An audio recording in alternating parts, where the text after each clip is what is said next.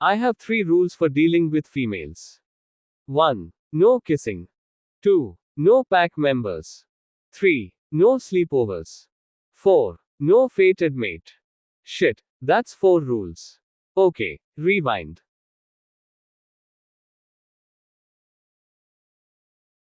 Starting over. I have 4 rules for dealing with females. Now, I know what you are thinking, no kissing. How can you be intimate with a female if you don't kiss them? Well, when I say no kissing, I don't mean no kissing at all. I just mean no romantic kissing. No long makeouts, no sensual lingering kisses. No goodbye smooches or hello smooches or, oh, baby, I missed you so much. Kisses. I kiss is needed, as the sexual situation calls for it, and that's all. Nothing more. And there have been no complaints yet. Although, I'll admit, that could have something to do with rule number 2, no pack members. I didn't have this rule before. Before, when I was younger and more naive, I would totally sleep with a pack female without a second thought. But as I got older, I realized this could cause potential issues in the long run. They expect things like sleepovers, and romantic kissing, and relationships. I shudder at the thought. So I gave myself rule number 2. Now I only sleep with females from one of the 2 other packs near Crescent Lake, the Amber Forest pack and the Silver Ridge pack, or humans from the nearby city. With human females too, it is very easy to stick to my 3rd rule, which is no sleepovers. I usually just fuck them once or twice at their place, then I come home to the pack or find somewhere else in town to crash for the night. If it's someone from one of the other packs, well, then I find a guest room in the pack house. We have our fun for however long we want, and then I go back to my place or sometimes Wesley's house. Although, I haven't gone there since Haven moved in with him 3 years ago. And definitely not since he marked her. I've let them have their little love bubble. Which brings me to my last rule, no fated mate. Or a mate in general. I decided years ago that I wouldn't have a mate at all. Don't get me wrong, I have nothing against the mate bond. Mates are fine for others. It's just not for me. Anyway, every female I've been with has been totally fine with these rules. I'm very upfront with every single one about what they're getting from me. Sex, wonderful sex, I might add, and that's it. No kissing, no relationship, no sleepovers. So you can imagine my surprise when I wake up in one of the guest rooms of the pack house, with a naked blonde female sleeping next to me. Fuck my life. I freeze on my back, my hand strapped behind my head, no breath passing in or out of me as she rolls over to her other side, revealing full lips and long lashes. The dark green sheet tangles around her feet, showing off her petite dancer's body to me. Imogen. Everything from last night floods back into my mind. The dinner at Haven and Wesley's for their bridesmaids and groomsmen, Imogen flirting with me and making eyes at me all night, Imogen's signature red nails grazing along my dick before her lips wrapped around the tip of it, Imogen sinking herself down onto my cock and taking everything I gave her all night long. And Imogen collapsing in the bed next to me, saying, I'm just going to close my eyes for a minute before I drive back into town. And now it's, well, I don't even know what time it is, but based on the way the sunlight is peeking through the off-white curtains, I can tell it's definitely morning. Which means I definitely just had a sleepover with a girl. Which means I definitely just broke rule number 3. I need to get out of here, I whisper to myself. I can't get caught like this. I can't let anyone know what happened last night. I glance at Imogen again, at her tiny body and her chest as it lifts with each breath. Her small breasts are pale and smooth, with tiny pink nipples, both of them standing at attention, perked up by the cooler air of the bedroom. She isn't my usual type, she is soft and small and delicate looking. But last night she showed me exactly what she could do with that flexible little body of hers. And damn, if she isn't talented. Both on the stage and off of it. Both in the bedroom and out of it. I bite my knuckles as she shifts again. My morning wood makes itself known, hardening as the sexy little thing next to me moans in her sleep, her lips parting with a soft sigh. Her hand rests on my chest and her breasts nestle themselves against my side, her thighs parting as her leg slides up mine. I can't see it, can't see her shaved, pink pussy, but I remember the look, taste, and feel of it. The smell of her arousal releases into the room as she moves. And somehow, I am even harder. Goddess, damn it. This is exactly why I don't do sleepovers, I mutter, frozen in place on the bed with Imogen sprawling almost on top of me. What am I supposed to do now? Do I try to slide myself out from underneath her? Should I cover her up with the blanket when I leave? Do I leave a note or send her a text? I am totally out of my element here. But I have to leave. I cannot get caught having a sleepover. I cannot get caught breaking one of my rules. I grit my teeth and slowly scoot my body, pausing and holding my breath every time Imogen makes a noise or shifts.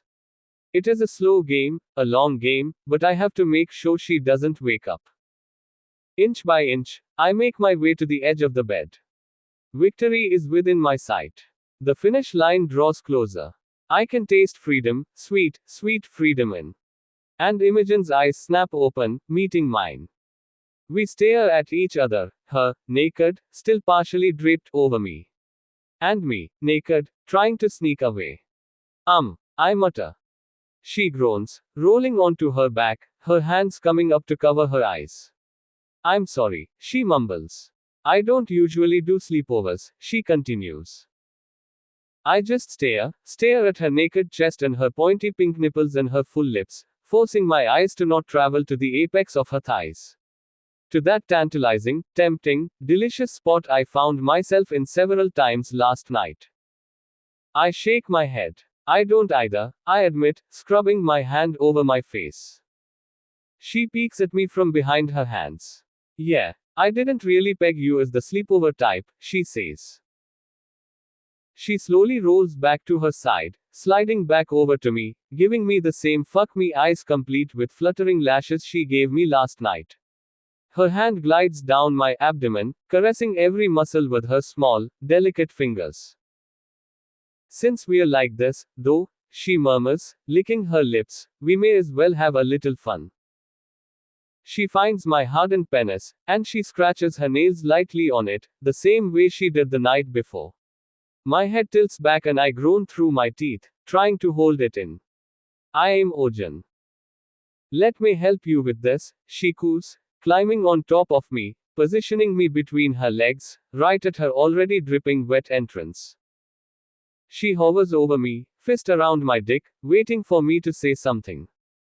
To say no so she can leave, or to say yes so she can sink down onto me, so she can envelop me in her warm, wet, and tight pussy. Fuck it. She's ready, and I'm ready. We're already here, together, naked, so we might as well have a little fun. We might as well just go another round. It's still early enough, and I'll still have time to sneak back to my place undetected once we're done. I growl and flip us so she's under me.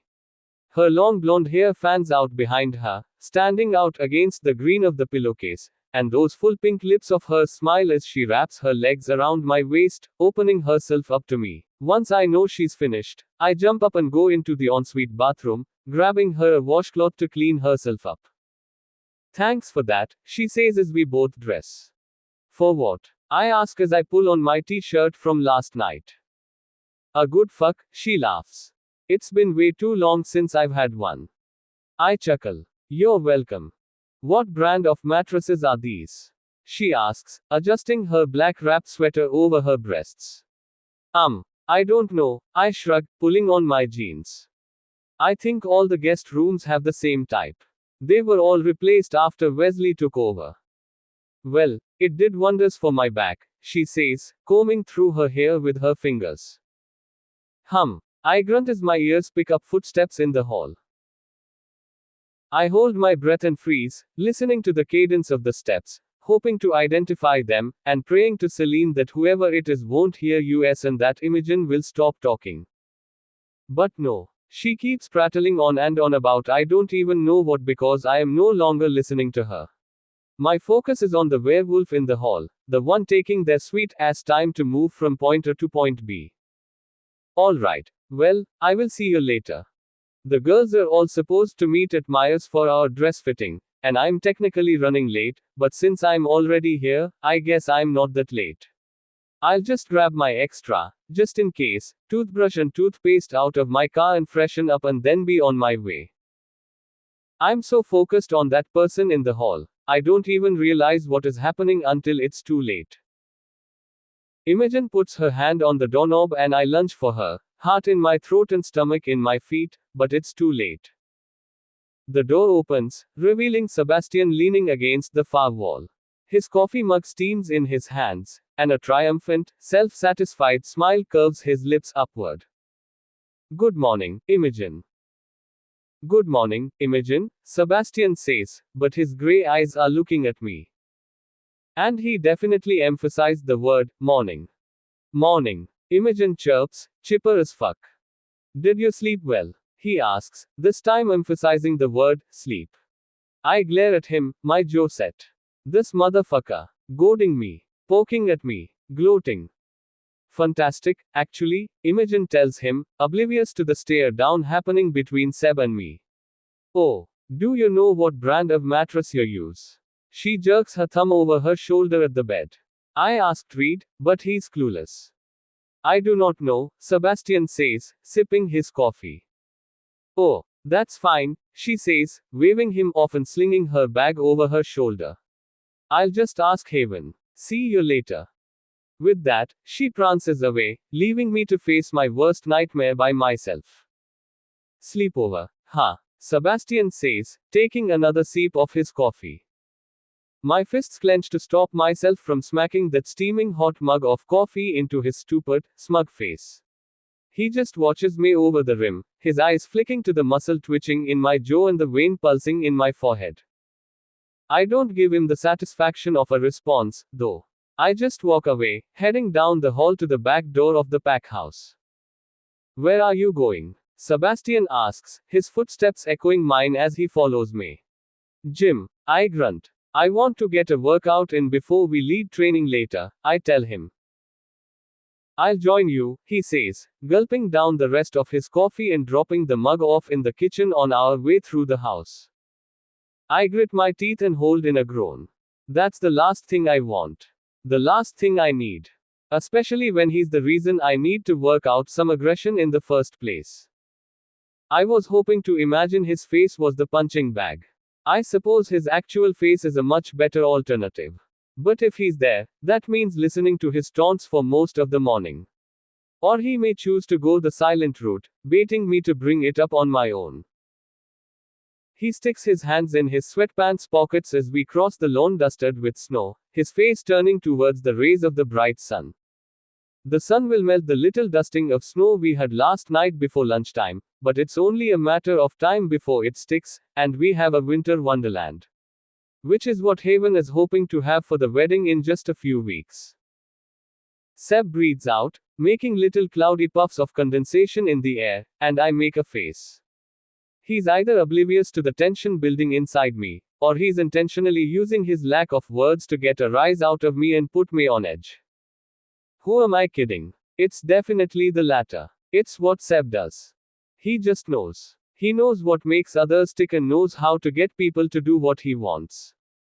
It's how he lured me into all these stupid bets over the years, before I finally learned that betting against him on anything was the worst idea ever. It's how he knew that the only way Haven would give Wes a chance was if she saw how important she always was to him, as opposed to being told. And right now, he's trying to get me to acknowledge my failing, my shortcoming, trying to get me to admit that I, once again, lost the bet. He'll just be all silent and smirky and smug, never saying, I told you so, but thinking it just beneath the gleam in his eyes. Well, two can play that game. If he's not going to bring it up, then I won't either. He thinks his silence will annoy me, will make me blurt it out and fess up and probably even beg him to let me off the hook. But I won't let it get to me. I'll just ignore him and his dumb face and his superiority. I'll just use it as the fuel for my workout. I'll make him be the one to talk instead of the other way around. We reach the gym and change in silence, neither of us breaking. I know he's waiting for it. Waiting for me to give in to the pressure he's putting on me. His keen eyes watch me when he thinks I won't notice. I yank the laces on my shoes a bit harder than normal, and Sebastian's lip twitches, but I just continue on my merry way over to the indoor track. Throughout our stretches, he watches me, still not saying a word. I clench my teeth and I'm sure my vein in my forehead is still pulsing, probably as large as a branch from the redwoods surrounding the pack, but I hold out. I'm tempted to just start my run, but the importance of stretching before a workout is too ingrained in me, too much a part of my workout routine for me to just skip it. We may be werewolves and we may have advanced healing, but that doesn't mean we are immune to illness and injury. Just like our extended lifespan doesn't mean we are immortal. We can still die. We can still be killed. It was a reality I knew all too well. Run or spar first? Seb asks once our warm-up is complete, breaking the silence between us. I stand there, hands on my hips and eyes pointed at the turf on the floor of the gym, waffling between the two. Do I want to pound his face first, or kick his ass in a race around the track first? Both sound equally appealing, and both would bring me satisfaction, especially with the knowledge of what is coming.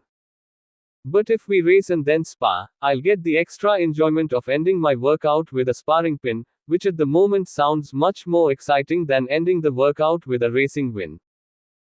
Run first, I grumble, and his lips twitch again, making that vein in my forehead pulse again. Last one to finish 5 miles buys lunch, I say, taking off before he can respond or get ready. Too late. I realize my mistake. Too late. I realize I shouldn't have uttered those words. But it seems I never learn. That, or I am a glutton for punishment. Sebastian catches up to me with ease, not even breaking a sweat, using a speed I haven't seen him use in almost 15 years. The speed he used that day he raced Alpha Wesley before Wesley shifted into his Lycan almost 6 months before he should have. Goddess, damn it, I grumble, picking up my pace to keep up with him. How did I forget that Seb is a master deceiver? That he puts out the barest amount of effort needed for every workout or training or sparring match, but that in truth he is much stronger and more powerful than he lets on. I'll tell you how. Because I am too fucking cocky at times, that's how. I try my best to stay with him, but after the 3rd mile, I have to tap out and slow my pace. I'm fuming by the time I finish mile 5 and join Seb at the water station. It's my own damn fault, but that doesn't make me any less mad. It probably makes me more mad. I chug my water, then crush the cup in my fist, enjoying the sound of the crunching paper and the way it feels in my hand as it collapses. My face drips with sweat, a river of it running off the tip of my nose, but Sebastian is fresh as a motherfucking daisy, his forehead barely glistening with moisture. Still want to spar? Sebastian chuckles as he sips his water, his eyes flicking down to the crushed cup in my hand. No. Yes. I grit out between my teeth as I move to wrap my hands before we spar. Like I said, we heal quickly, but I prefer to not have bloody knuckles all the time. I know I won't win. But I am sure I can get some good hits in, so I can get at least some satisfaction from the feel of my fist meeting his face. Especially since he's still giving me those smug looks, still obviously waiting for me to cave and bring up the bet. But I won't. I won't give in. I won't give him that satisfaction, give him something else to hold over me. His head doesn't need to get any bigger than it already is. He's too damn sure of himself in everything he does. Someone needs to knock him down a peg or two. I wish it could be me. I shake out my muscles and roll my neck, stalking over to the sparring ring with Seb hot on my feet.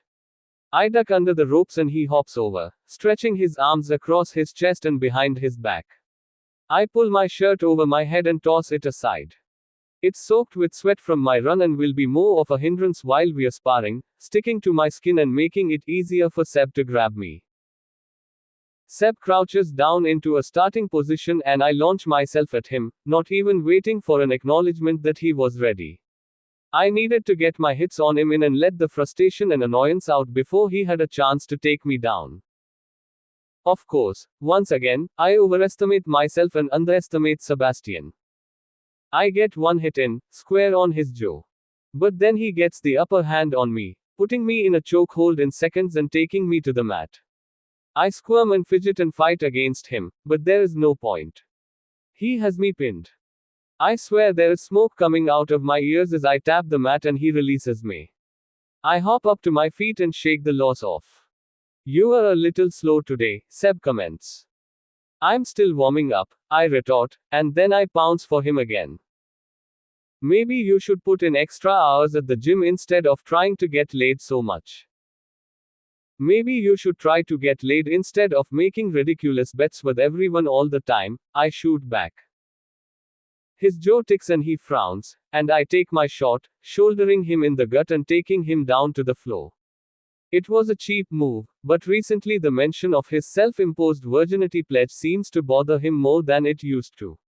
He doesn't try to get out of my hold, he just taps the mat, surrendering right away. We both jump to our feet again and square off for our third round. This time, he doesn't even let me get the jump. He just goes straight for the knockout. His fists meet my body in precise strikes, hitting specific spots on my body that he knows will weaken me. I have no time to react or defend myself because he's too damn fast, and in a blink, I'm on the mat again, pinned in another chokehold. Fuck it, you win. I gasp, and he releases me. I stay on the floor, staring up at the ceiling, panting and cursing to myself in my head. That wasn't so hard now, was it? Sebastian coos, squatting next to me and patting my cheek. I swat his hand away and turn onto my side, rolling my eyes. Now, if I recall correctly, the bet was if you broke one of your rules, then I got to set you up on a date. An actual date, where you take her to dinner and talk to her and get to know her. A date with no sex at the end of it. HMPH, I grunt, sitting up and resting my elbows on my knees, avoiding his eyes. Is that correct or not? He pushes. It's correct. I grit out through clenched teeth. Great, he exclaims, and jogs over to our phones.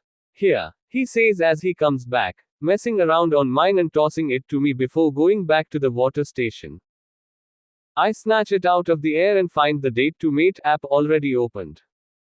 The account name is Cookie Monster Beta, and the entire profile is already filled out with likes and dislikes and anything else the website asks for when you sign up. The fuck is this? I ask, turning the screen to him.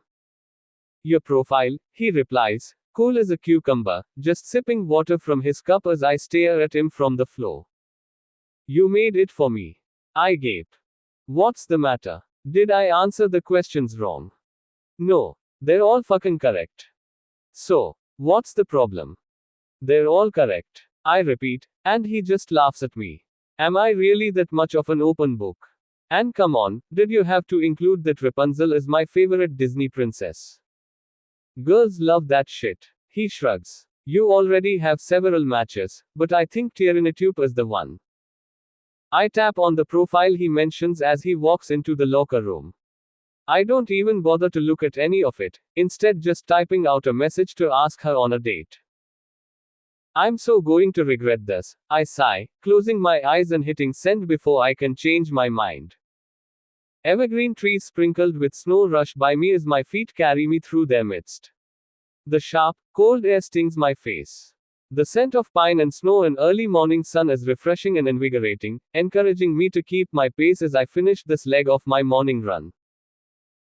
My thighs burn, but it is a good burn, a burn you only get from a solid workout, from an energizing run. I have started my day this way for years now, since the day of my first shift, and on the days I skip it, I can tell a difference in not just my physical energy, but my mental energy too.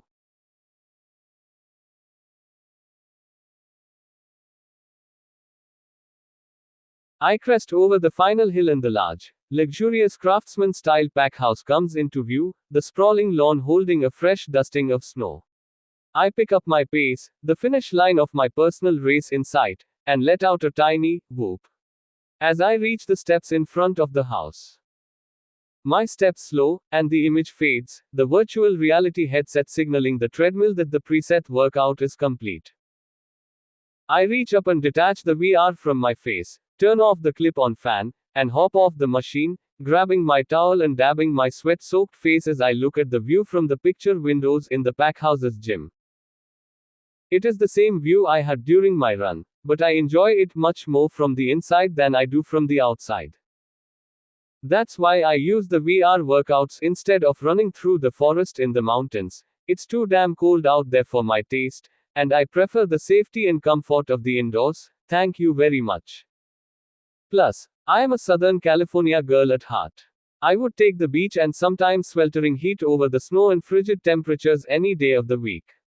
But family is important to me, which is why I moved to Silver Ridge after my parents passed away. So I could be with my aunt, my mom's sister, instead of alone and without a family in the pack I grew up in. The other pack members here think it's odd that I never run out in the forest with them. Most of them do a run out there at least once a week. I don't mind it in the spring and summer or even in the early fall. But this is only my second winter here, and with Silver Ridge being at a higher elevation than any other pack in the state, my ass is always frozen during the snowy months. And my toes. Time. I glance at the treadmill, checking the timer on the machine. 50 minutes, I reply, turning to look at Blake as she crosses the room. You. The crisp air outside has tinted her ivory cheeks with pink, clear evidence of her morning run. She never shies away from running in the forest. I think she'd even run out there in a blizzard if Alpha Dominic let her. The white stripe in her otherwise black hair is coming loose from her ponytail, falling into her gray eyes. She crosses her arms over her chest and leans against the window in front of me, smiling. 49 minutes and 1 second, she says. I sigh and roll my eyes, but I walk to the whiteboard on the wall of the gym and add a tally mark under her name. We're tied now, I tell her. She unfolds her arms and stands up straight. What? No. I should be winning. She says as she walks to the board. I chuckle and shake my head. Not that it really matters. There is no prize, no end goal. It's just for fun, just a game she and I have played for the last 6 years, both of us challenging and pushing the other to be better, to show those who thought we couldn't do it that they're wrong. The board never lies, Shrimpy, I say. Her sharp elbow jabs me in the gut and I grunt, knocked to the side slightly by her hit. Her strength still surprises me, since she's so much smaller than most female werewolves. But then again, her wolf is huge, which is part of why she's so strong. Damn it, she grumbles after her eyes count up the tallies and she realizes I was right. I smile and grab a water bottle out of the gym's mini fridge that is always fully stocked with drinks and snacks. I crack open the bottle and take a swig, rolling my eyes again as the doors to the gym open and Alpha Dominic and Beta Dawson stroll in, their massive forms and auras crowding the large room. Shrimp, Dawson says, winking a brown eye at Blake. Troll, she shoots back, flipping him off, and he laughs, returning the gesture. Dominic heads straight to me, his eyes on me with every step. I chug the rest of my water as he approaches, avoiding his eyes for as long as possible. What can I do for you, Alpha Dominic? I ask, twisting the lid back onto my now empty water bottle, and tossing it into the recycling, looking up at him once I've finished. I wanted to talk, he says, crossing his arms, stopping a foot away from me. About what? You know what, Taryn, he says. Want me to punch him? Blake mindlinks me. Won't help, I reply to her. Plus, you shouldn't punch the Alpha. Hasn't stopped me before, she shrugs. My lips twitch. Training doesn't count. Doesn't it, though? Taryn, Dominic sighs, rubbing his face with his hand. Please. I shake my head but move away from Dawson and Blake, and he follows. The two of them immediately start taking verbal shots at the other, but I block them out and focus on Dominic. Tare. I'm going to stop you right there, Alpha, I say, holding my palm up to cut him off. But sweet.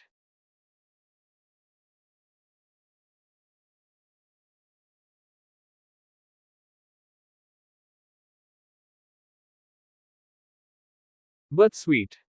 It's Taran, I remind him, crossing my arms, my voice firm. Not, Tare. Not, sweetheart. He blows out a breath but nods. Right. Sorry. Habits die hard, I guess, he mutters, ruffling his sandy brown hair.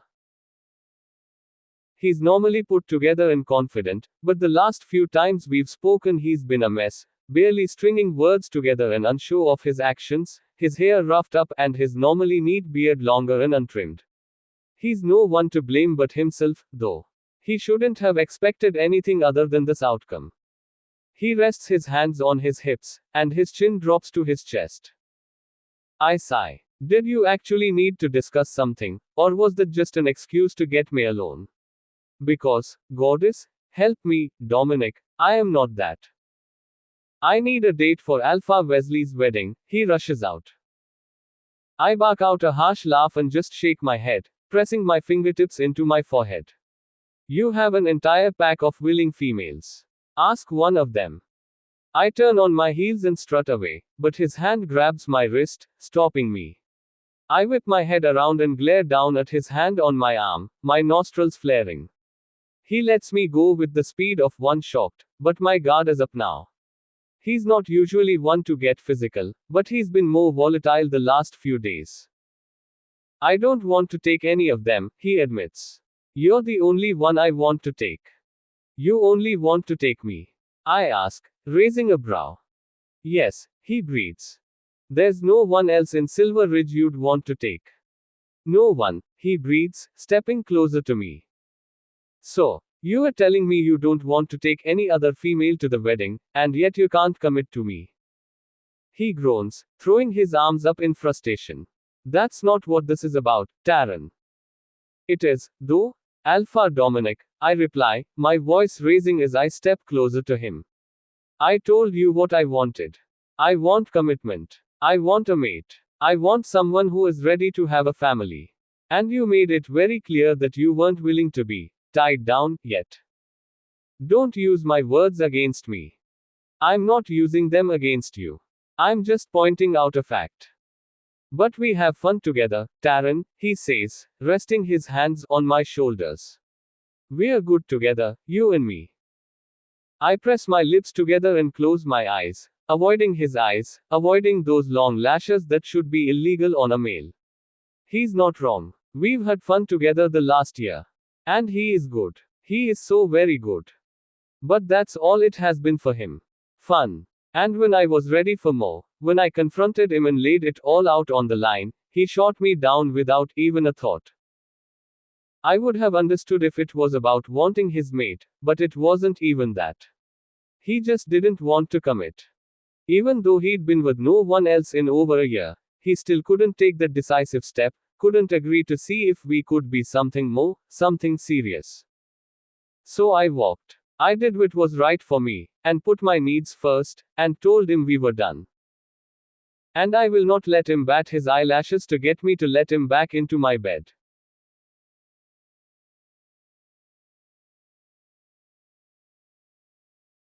But that's all it is for you, I say, opening my eyes.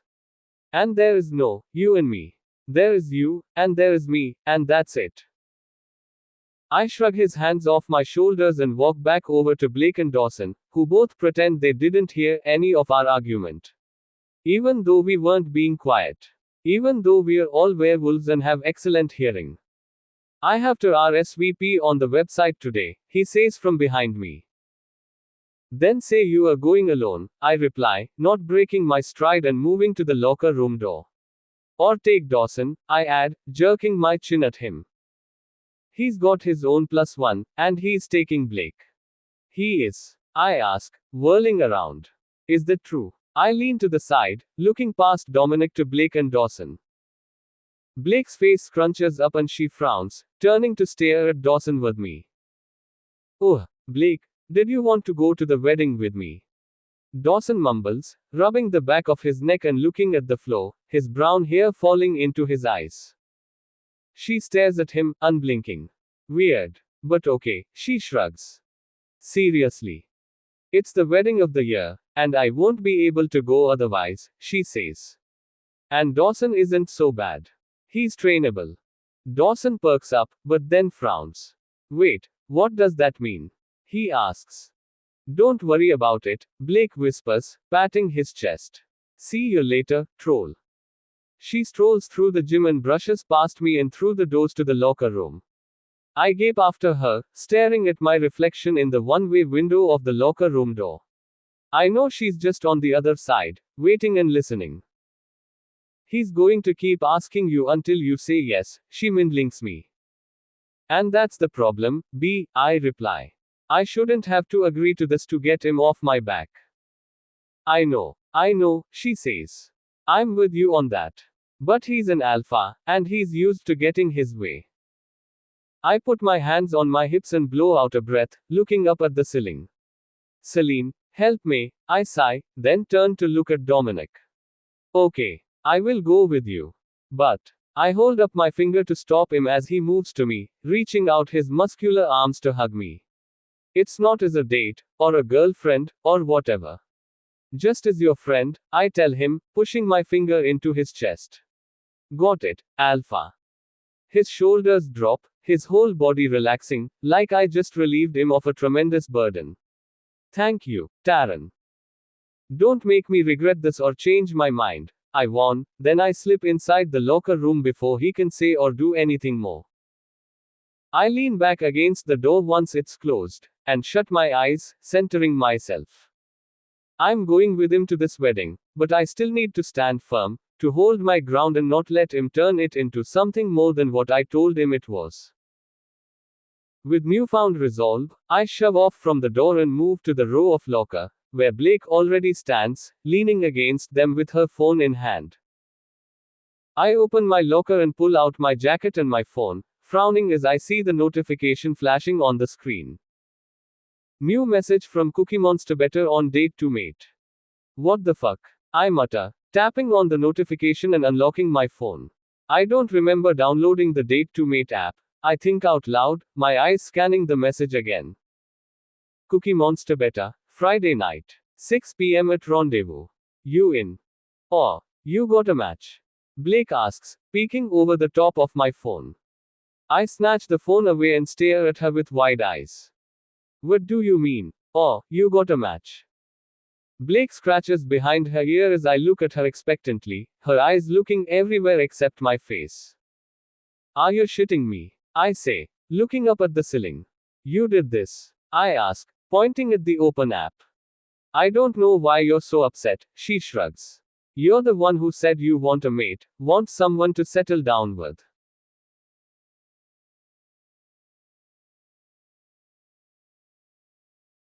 You're 22, and you haven't met your mate here in Silver Ridge, so you might as well start meeting people from the other packs in the area. Date to mate seems like a great idea to me. Yeah, it is a great idea.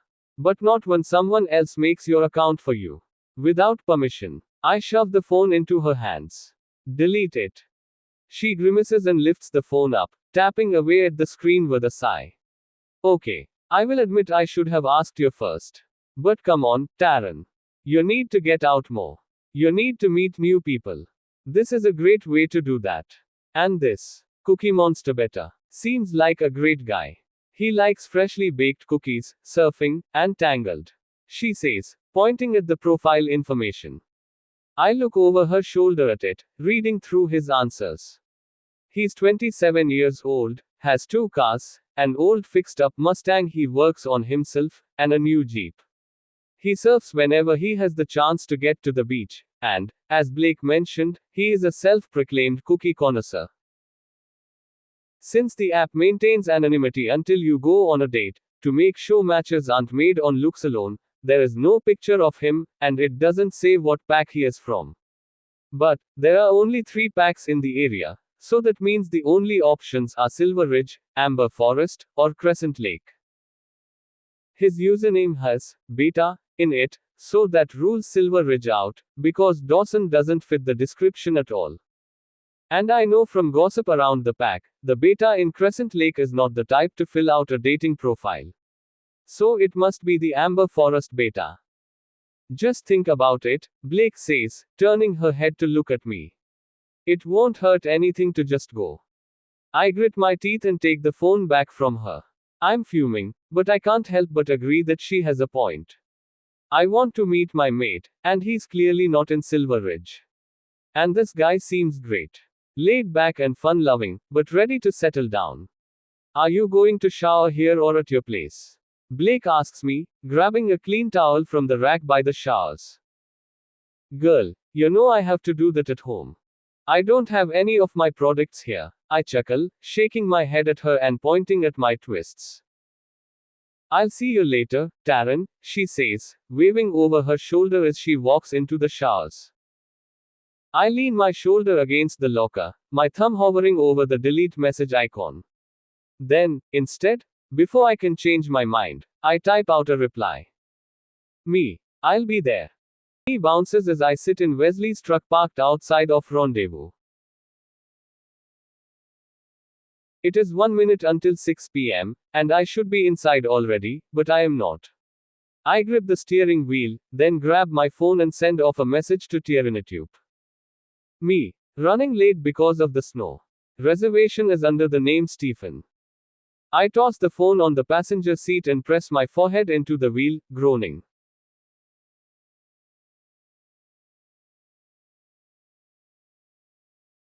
I used my middle name for the reservation, since the entire premise of Date to Mate is to remain anonymous until you meet face to face. And because my original plan was to drive down here, sit around for a few hours, and then drive back home, so Sebastian will at least think I've fulfilled my end of the bet. But now that I am here, I am waffling on my plan. I can't just stand someone up, even if it's someone I've never met. I am many things, a player included, but a man who breaks his word and his promises is not one of them. And with my luck, that plan wouldn't fool Seb, anyway. My phone buzzes and I snatch it up, my eyes scanning the message. Tiernatube. No worries. I gave them your name, and they seated me. I'll wait to order until you arrive. I blow out a breath and drum my fingers on the wheel as I give myself a pep talk. Okay. You can do this, Reed. You can have dinner with a girl. You can make small talk. You can end the night without her in your bed. You've got this. I give the wheel one last squeeze, then I hop out of the truck, closing and locking it behind me. I stroll down the sidewalk to the little French bistro, and pause at the door. The hint of peonies tickles my nose, which is odd since they're not in season. My wolf perks up in the back of my mind, but I push him away, opening the door to Rendezvous and stepping inside. Hi. I breathe to the hostess. I'm a little late, but I believe my date was just seated. Reservation for Stephen. Oh, yes, we just seated your girlfriend. You can follow me and I'll take you to the table, the hostess says with a smile, waving at me to follow her.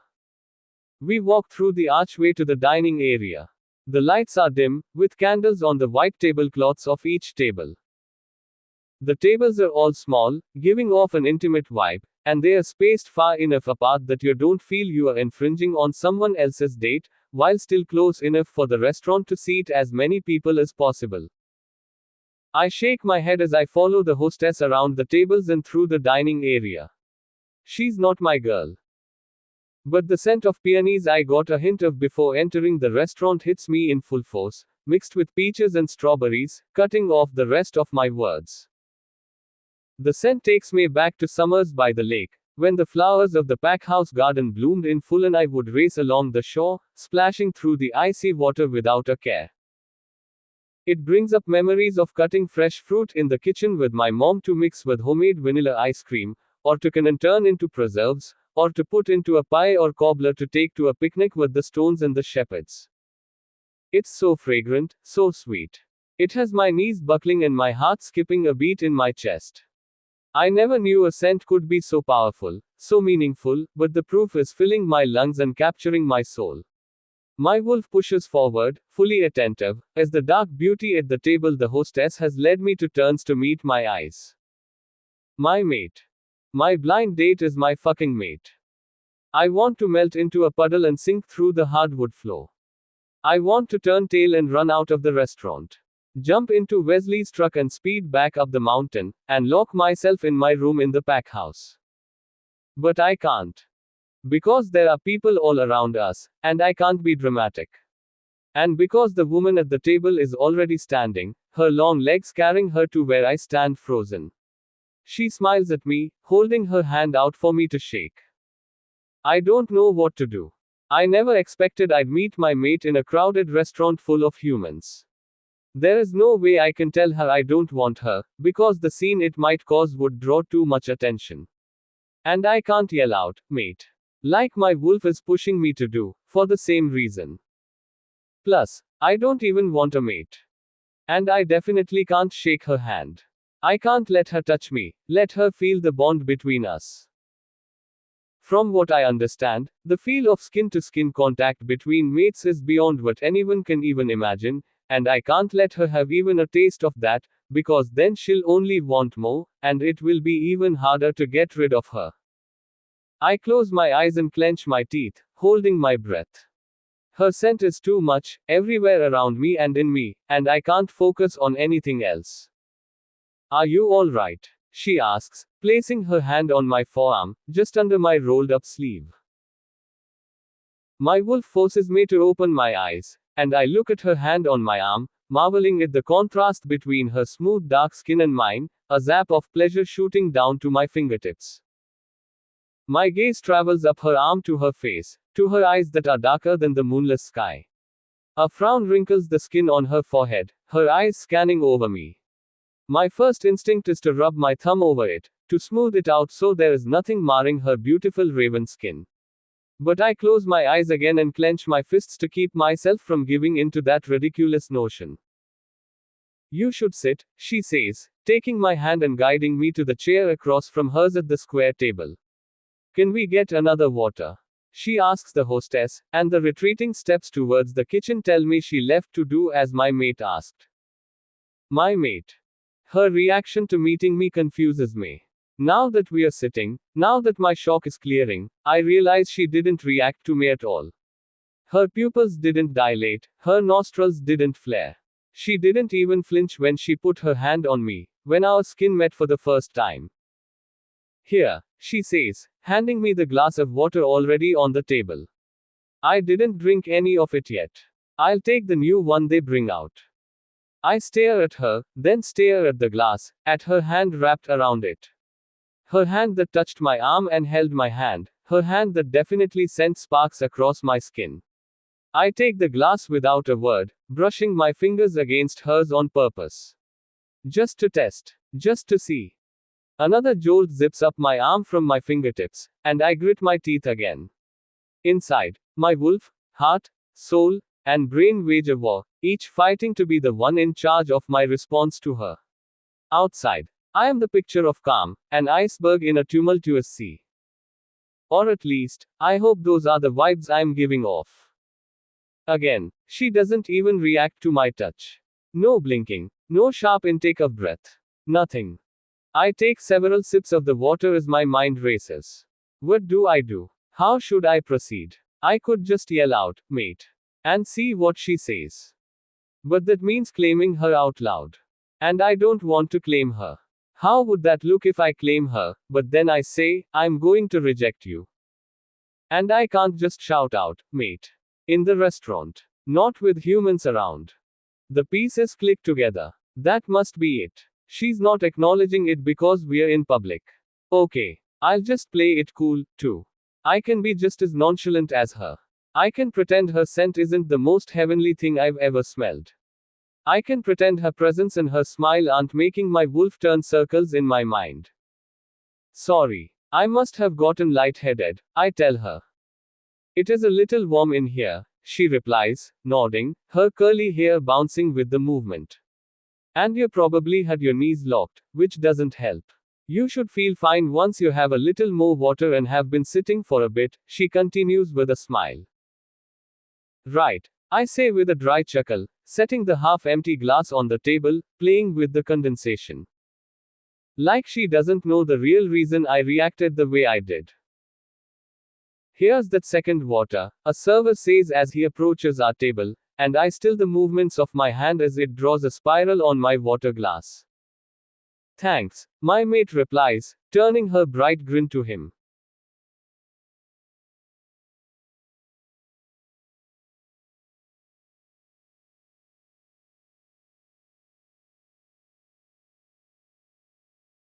Thanks, my mate replies, turning her bright grin to him. My wolf growls in my mind, hair standing up at the nape of his neck, and I grip my chin, covering my mouth to keep the sound from slipping through my lips and rubbing my jaw to hide my reaction. Shit, what is wrong with me? Why should I care if she smiles at the server? She's just being friendly. She's just being polite. Stupid wolf. Stupid mate bond. I know you haven't had time to look over your menu, but can I get either of you some wine while you decide? Perhaps the most recent vintage of Pinot Noir from Vigne della Luna, or maybe some champagne. Oh, no. I am just fine with water, my mate tells him, shaking her head. Those coils bounce again with the movement, ensnaring my attention with their spiraling dance. I lean forward, her words and my wolf driving me to speak before I can think. Hey, you can order whatever you want, I tell her. Don't worry about the price. It's not that, she says. I just don't drink alcohol. I blink and lean back in my seat, grabbing my water and taking a drink to hide my face. What about you, sir? The server says to me. Nothing for me, I reply, raising my water glass. I'll stick with water too, I tell him with a half smile. You don't have to do that, she says as he walks away. I don't mind if people drink in front of me. No, it's not that, I reply, putting my glass down again. I don't drink either, I mumble, pressing my lips together once the words have left my mouth. Why did I tell her that? I don't even know her. I've never met this woman and I'm telling her something I've never even admitted to my best friends. Stupid mate bond. Stupid wolf. Really? She asks, her brows raising. Yep, I sigh, looking down at the table, at the navy blue napkin folded like a swan on my plate. Why? I just don't. I rush out so my wolf doesn't force me to disclose any other personal details to this woman. I used to, she tells me. But a drunk driver killed my parents. That's why I moved here just over a year ago. My aunt, my mom's sister, is the only family I have left, and she lives here. I mean, in Silver Ridge. My parents used to live here too, but my dad had a job offer in San Diego just after they mated that he couldn't pass up, so they moved down there before I was even born. But I wanted to be with family, so I came here. I nod as she talks, my eyes fixated on her face as her emotions play out across her features during her story. My heart aches, like her pain is my pain. Her eyes go distant, her voice trailing off, and we sit in quiet for a moment. Oh, goddess, she exclaims, dropping her face into her hands. I can't believe I just did that. I'm so rude. You are far from rude, I chuckle. I'm over here pouring my heart out to you, telling you my sob story, and I haven't even introduced myself. It's really not a big deal, I reassure her. I'm not upset. Taryn Campbell, she says, ignoring me and holding her hand out across the table. I eye it, staring at it like it's a cobra about to strike. It has to be a test. She's too composed, too easygoing about this whole situation. About us being mates. She must be waiting to spring the trap, to catch me off guard, and then that's when she'll drag me under, take me into her clutches, and beg me to never leave her. My eyes travel up the sleeve of her black turtleneck back to her face, to those starless night eyes, eyes that hold no hint of malice or cunning. She's just smiling, waiting for me to reply, waiting for me to shake her hand and tell her my name. I don't get it. I don't understand why she isn't reacting to me at all. Why am I literally a hot mess over here while she is relaxed and poised over there? It should be the opposite. I should be the cool one, the one telling her she doesn't have a chance with me, while she is on her knees begging me to not reject her. I give myself a mental shake and another mental pep talk. Come on, Reed. You can do this. You are a beta wolf, the beta of Crescent Lake. You have faced worse than this, and you will face worse than this in your life. You can shake your mate's hand, and you can be just as nonchalant and distant about this whole thing as she is. I grit my teeth and grip her hand, giving it two firm shakes. Read Thomas, I reply. Her eyes widen and her hand stills in mine, her jaw slack. Seriously? She asks. You're Reed Thomas. Last I checked, I say. Her head tilts up to the ceiling, and she lets out a laugh. It's pure and joyful and fills the restaurant with light. Eyes of the other customers turn to her, mostly males, and I have to suppress the urge to growl at them, have to force my wolf back again so he doesn't push through and make me yell out and claim her in front of all these people. Of fucking course you are, she says through her laughter, wiping her eyes. Of fucking course, when I decide to search for a mate, I get matched with the playboy of Crescent Lake, the male who everyone in the area knows has no interest in settling down at all. Ironic, isn't it? I chuckle half-heartedly, wishing for the first time in my life that I had a drink in my hand that was stronger than water.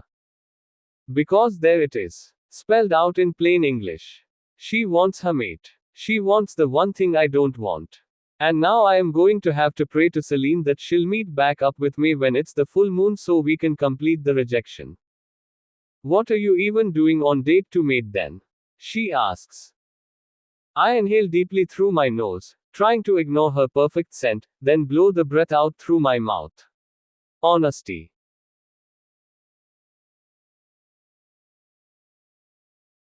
Honesty is the best way to go here. If I am honest with her from the beginning, the entire rejection will be less of a blow. And it's not like I have anything to hide. My reputation for flirting and bedding women is known throughout the area. I made a bet with Sebastian, Alpha Wesley's younger brother, and I lost, I admit. She leans forward on the table, folding her arms to hold her weight, a sparkle in her eyes. What was the bet? He bet me that I would break one of my rules. And which one did you break? I grimace and look down at the table. No sleepovers, I mutter. He caught Imogen, Luna Haven's friend, and I sneaking out of a guest room the other morning. The bet was if I broke one of my rules, I would have to go on a date with someone he picked, and it would have to be a proper date, dinner, dessert, actually talking to each other and getting to know each other, and no sleeping with the female at the end of the night. I rushed the whole story out, still looking at the table, bracing myself for her to turn into a raging green-eyed monster after hearing about me sleeping with Imogen. He created the whole profile for me and everything, I had to fill the silence. I look up at her and she's shaking her head, her shoulders trembling with silent, withheld laughter. That tracks, to be honest, she says. It makes way more sense than you're suddenly deciding you wanted a mate or a serious relationship. I may sleep around, and I may not want a mate, but I always keep my word. I always uphold my end of a promise, even a promise to myself, I tell her, hoping she catches my hint. I can respect that, she says, sitting up straight again. And now you can check this date off of your list, and after tonight we can part ways and you'll never have to see me again if you don't want to. I cock my head to the side, my brow furrowing. What do you mean? I see what she's doing now. She's trying to get me to admit it first, to claim first. It will not work, though. I don't want a mate. I don't want to claim her. If she wants me to admit it, then she's going to have to claim me first. Well, you are only on this date because of a bet, not because you have any intentions of actually settling down. I only went through with a date because I am ready to settle down, and since you don't want to settle down and you're not my fated mate, there isn't any reason for us to go on more dates. I blink at her, distracted from my mental calculation of when the next full moon is, because I either hallucinated, or she just said we're not mates. But I definitely scented her and felt the mate bond between us.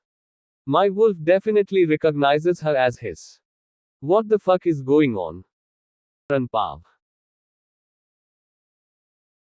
Reed stares at me from his side of the table, those baby blue eyes wide and unblinking. He folds his hands on the top of the table, looks down at them and then back up at me.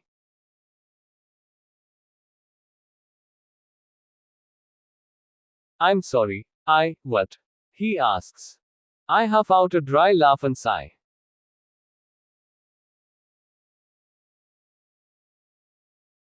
I still can't believe my luck, that the best match the app could make for me was with a male who doesn't actually want a mate. A male who doesn't even date. How or why he's even on the app is beyond me. I said, since we're not mates, there is no reason for me to try to wrangle you into another date. He shakes his head, clearing whatever thoughts he has there.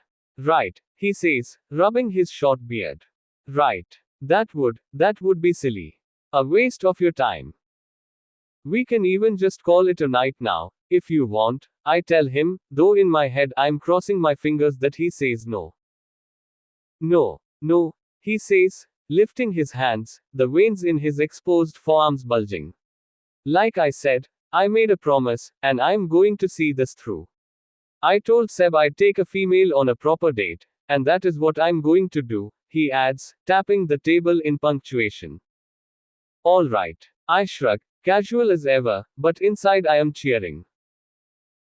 He may not be my mate, or be looking for a chosen mate to settle down with, but that doesn't mean I can't appreciate the delicious man in front of me. Yes, I want a mate, but I will not turn down an evening with the fine specimen of a male sitting across from me. Because damn, he is fine.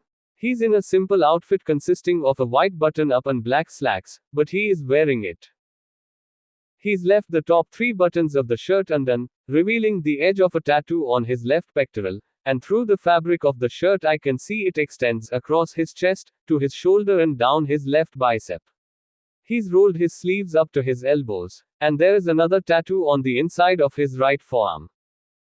All I can think about is how many other tattoos he has and where they are on his body. I bet he has a lot. I bet they're incredibly sexy. I bet he has a six-pack, too. And now I'm imagining him shirtless. Shirtless and glistening with sweat, either from a workout or a workout. Chill, Taryn, I think to myself, as I take a sip of water to cool off. I try to think of anything other than him shirtless. The last thing I need is to become aroused and for him to smell it. Although he's probably used to it. And it would be fun to see just what makes Reed Thomas so notorious. No, I think again, giving myself a mental shake. He doesn't want a mate, and you don't want any more. Just for fun, relationships, and you definitely do not want or need a one-night stand. It will be this one date and that's it. It is too bad though, that he doesn't want more dates after this. And not just because of how he looks, but because I can tell there is more to him than meets the eye. He is more nervous than I would have expected of someone with his reputation. Then again, if he's never really been on a date, then that might explain the nerves. But the nervous laughing and fidgeting with his hands, like playing with the condensation on the water glass, just makes him more endearing. More real. And there is something else. Something just under the surface, another side of him. A side I am guessing he doesn't let just anybody see. My best friend, Blake, made my date to mate profile too, I tell him. After Alpha Dominic decided he couldn't man up and commit and I stopped sleeping with him, she apparently put the app on my phone and created the whole profile and everything. In the dim light of the restaurant, it's hard to tell for sure, but I think his jaw clenches beneath his neatly trimmed facial hair. But as soon as I register it in my mind, it's gone, and he's laughing. Sounds like her and Sebastian are of a similar mind. They'd probably get along splendidly. I laugh, nodding. Maybe we should set them up. I suggest.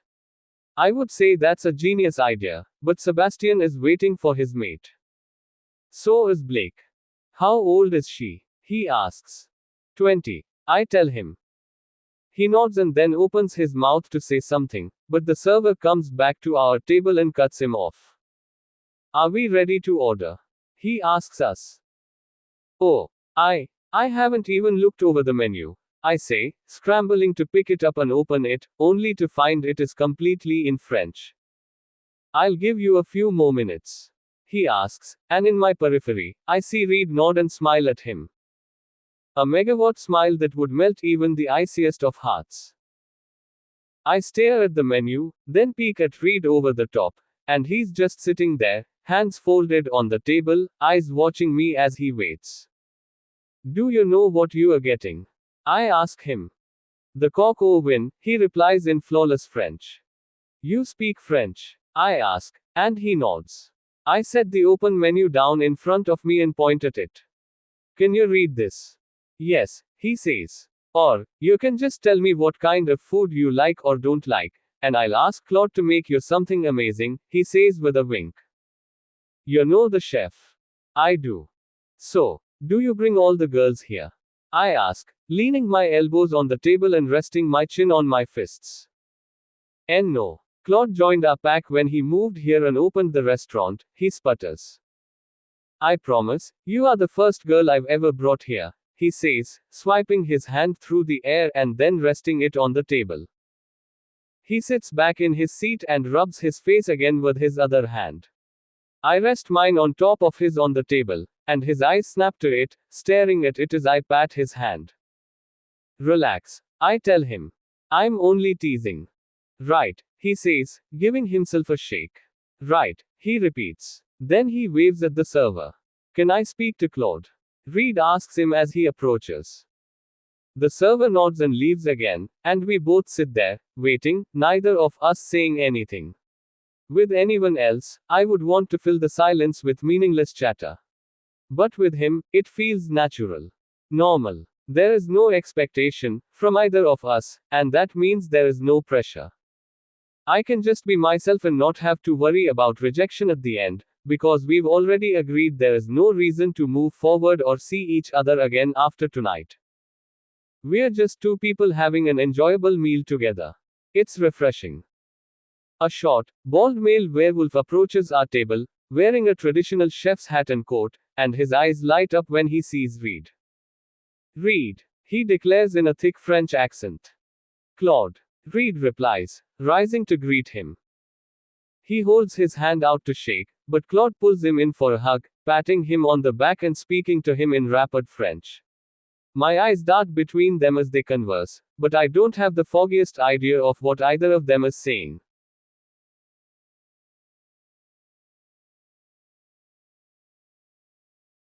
This is Taryn, Reed says to him in English, gesturing to me. She's new to the area and hasn't eaten here before. Lovely to meet you, mademoiselle, he says, switching to English and taking my hand and kissing the top, a gesture which I think causes Reed to clench his jaw again. I will make you something incroyable. Merci, I reply, nodding at him with a smile. His grin broadens, and he turns to Reed, saying one last thing to him in French before hurrying back into the kitchen. Reed stares after him, then sits back down, taking several short sips of his water in a row, followed by one large drink. What did he say? I ask. He sets the almost empty glass down and glances at me for a long moment before he speaks. He said you're marvelous, he replies. And he said he's glad to see me finally taking things seriously with a woman. I didn't have the heart to tell him it's not really a date. I chuckle. So tell me, how'd you learn to speak French so well? I took it all throughout high school and Claude tutored me whenever he could. He wouldn't even let me speak English around him for the first 2 years of high school. By the time I was a junior, I was already fluent and probably knew more than the teacher, but I took the class for the last 2 years of high school anyway, since it was an easy A.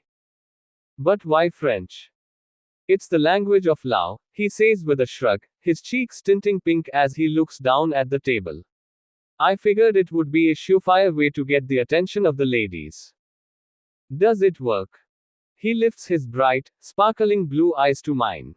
You tell me. My lips are sealed, Cookie Monster beta, I say, zipping my lips with my fingers.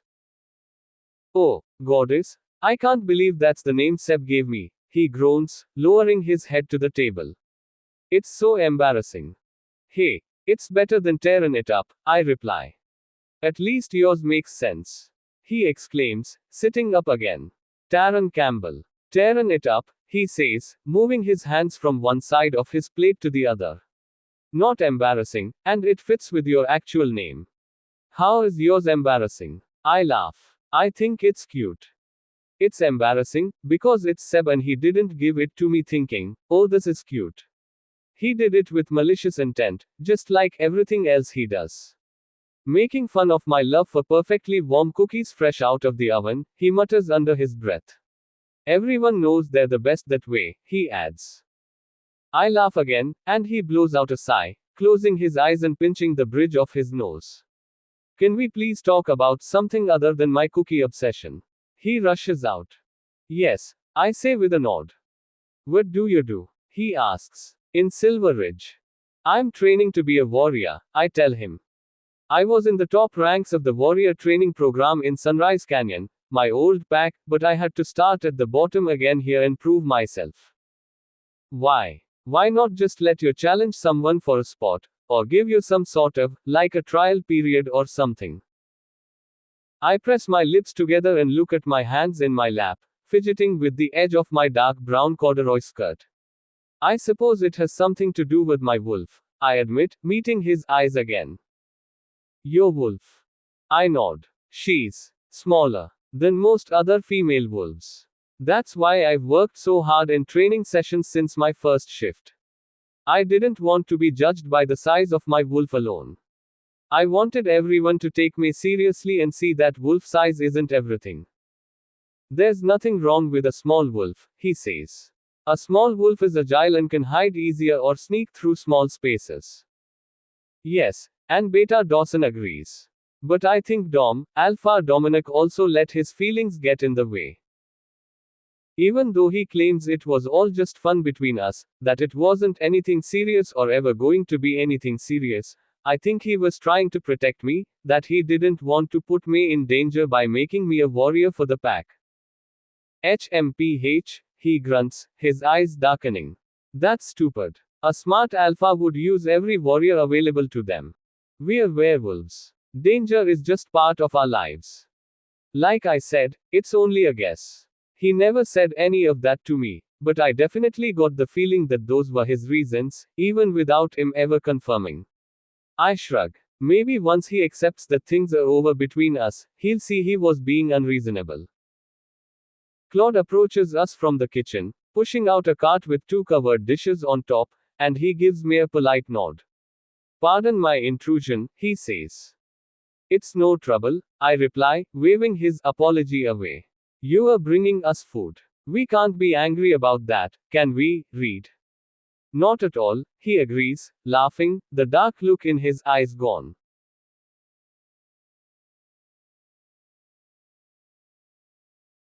What do you have for us, Claude? For you, Claude says, lifting the lid from one dish and handing it to Reed. Your favorite, the coq au vin. Fantastic, Reed says, rubbing his hands together in excitement. And for you, Mademoiselle Taryn, I have made the sole meunière, he says, lifting the lid of the second dish and setting it in front of me. The delightful scents of butter and lemon fill my lungs and my mouth waters, ready to enjoy the delicious, freshly cooked fish. This smells wonderful, I tell him. Thank you.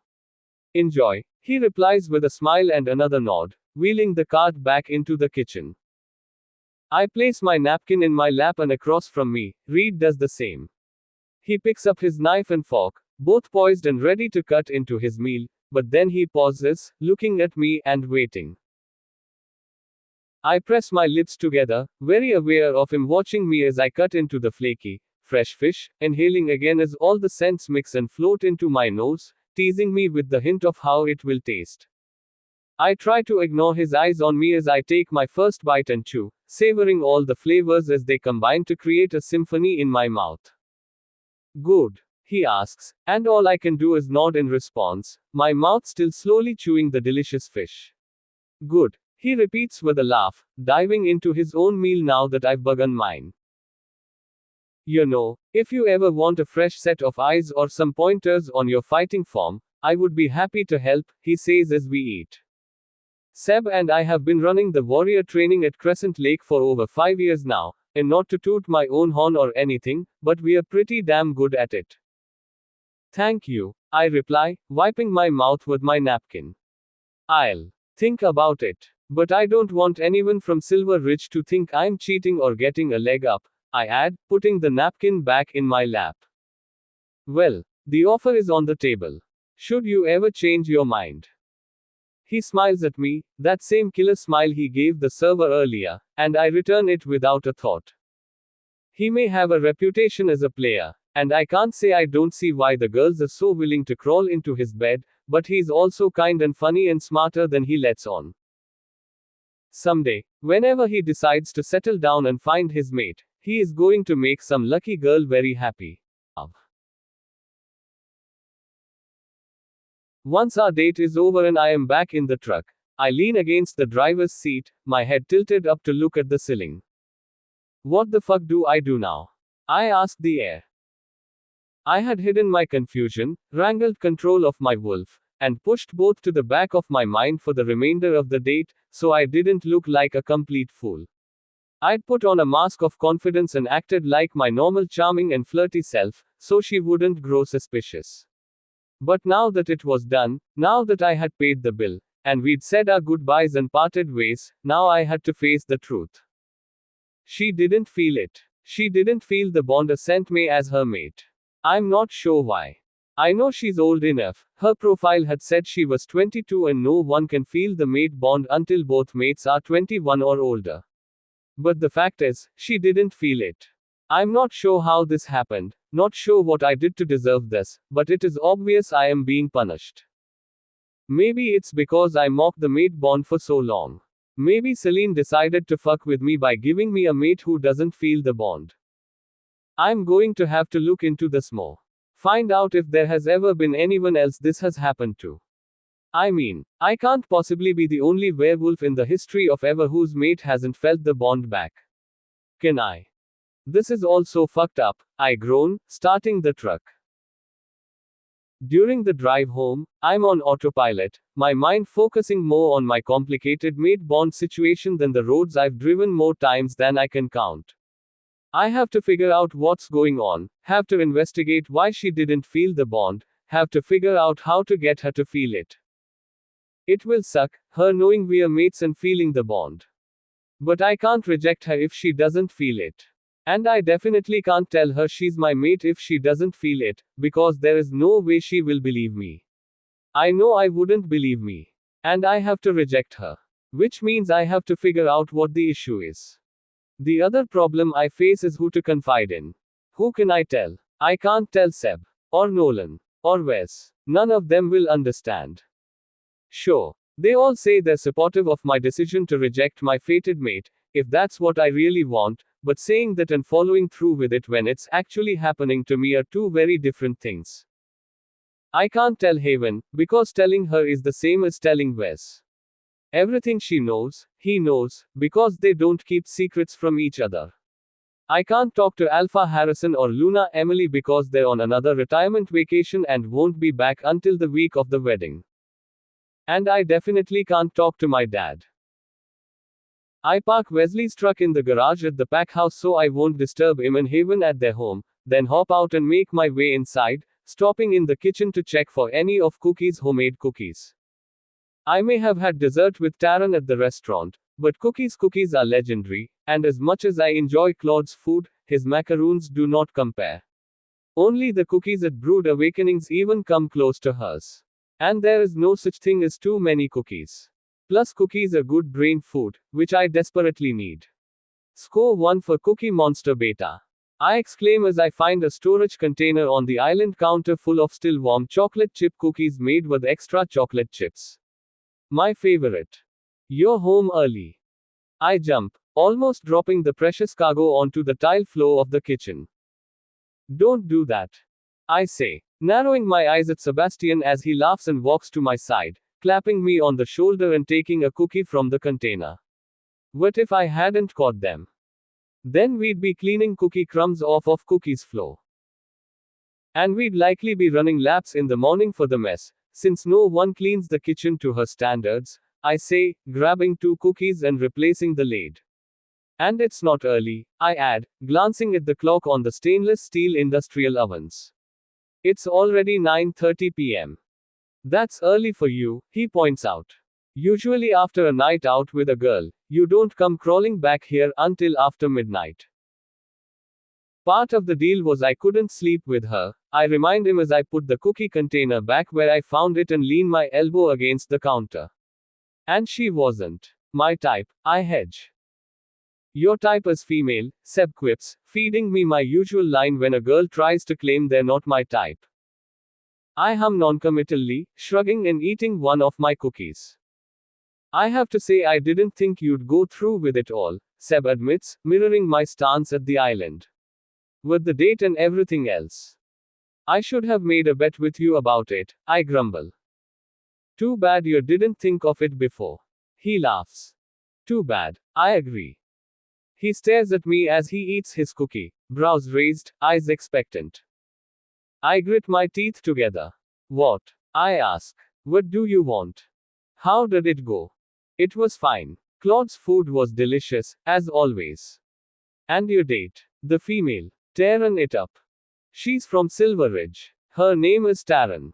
She's training to be a warrior, I say with a bored tone, giving him the bare minimum without spilling any other major details about her or what she really is to me. Was she pretty? He asks. I clench my teeth again, preventing my gut reaction, my automatic response. Hell fucking yes. And she isn't just pretty. She is gorgeous. Legs for days, a smile that lights up the room, rich, dark chocolate skin, and hair like spiraling strands of midnight. Oh goddess, did I really just think that? Shit, meeting my mate is turning me into some kind of cheesy Shakespeare wannabe. No, it isn't me. It's my wolf. My wolf is the one putting those ridiculous notions in my brain. He's the one turning to mush and writing poetry. But she really is beautiful. Plus her scent and her personality, her sass, intelligence, humor, and confidence. All of it combined into the form of a woman I couldn't have conjured up in even my wildest dreams. Fuck. I need to figure out what is going on and break our bond. Before my wolf's desires and thoughts become inseparable from my own. She was fine. I shrug. I shove my second cookie in my mouth before I can say anything more to him on the subject. Before I come clean and tell him the truth about how she looks and who she is to me. Before I confess to him that she's my mate. He'll never let me live it down if I tell him. He'll forever gloat that the blind date he picked for me ended up being my mate. Even though I'm rejecting her, once I figure out what the hell is going on with our bond, he'll still brag about it to anyone who listens until either he dies or he finds something else to be smug about. Whichever comes first. So, you really didn't want to tear it up with Taryn? He teases. She's not the type, okay. I snap, slamming the black marble counter with my fist, holding back the growl my wolf wants to give him. How dare he even insinuate that about her? How dare he treat her like an object? Dude, chill. I'm joking, he says, lifting his hands in surrender. I'm going to bed, I say, ignoring him and shoving off from the counter, heading out of the kitchen, down the hall, and up the stairs before I wring his neck for even suggesting I would use my mate like that.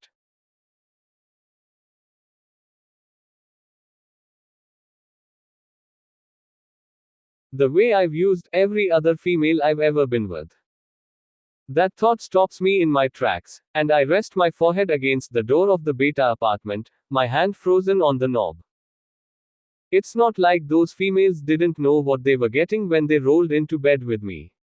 I've always been blunt about what a night with me entails. Fantastic sex with no strings attached, no emotional commitment. I've always been respectful, too. I make sure the females have as much enjoyment as I do when we're together. Sure, there isn't any kissing, but no kissing doesn't equal no pleasure. There is always plenty of pleasure. But now, what happens now? I can't just go out and continue on in the way I have been. Sure, Taryn didn't feel the bond, but that doesn't mean I can still sleep with other females while the bond is still intact. I don't know for sure that she won't feel my betrayal, since I don't even know exactly why she didn't feel the bond to begin with. And what happens if she sleeps with someone else? Will I feel that? What if she dates someone seriously from date to mate, or, goddess forbid, lets Dominic back into her life? The snarling and growling and snapping of jaws by my wolf in my head at that thought clinches it for me. I have to find out what is going on with our bond as soon as possible, so I can reject her on the next full moon. The day before Wesley and Haven's wedding. Fuck. I mutter under my breath, banging my head against the door noiselessly. This is all such a fucking mess. Apparently, Haven's birth mom has a sense of humor. A twisted one. But, then again, she's Celine, and a goddess, so maybe her idea of what is funny isn't the same as what a human thinks is funny. Reed, you need to stop spiraling and just go to bed and sleep on it. You'll think clearer in the morning when it's not so fresh, I tell myself. With that goal in mind, I open the door to the apartment and head inside, only to be stopped in my tracks again. The scene in the living room shouldn't surprise me.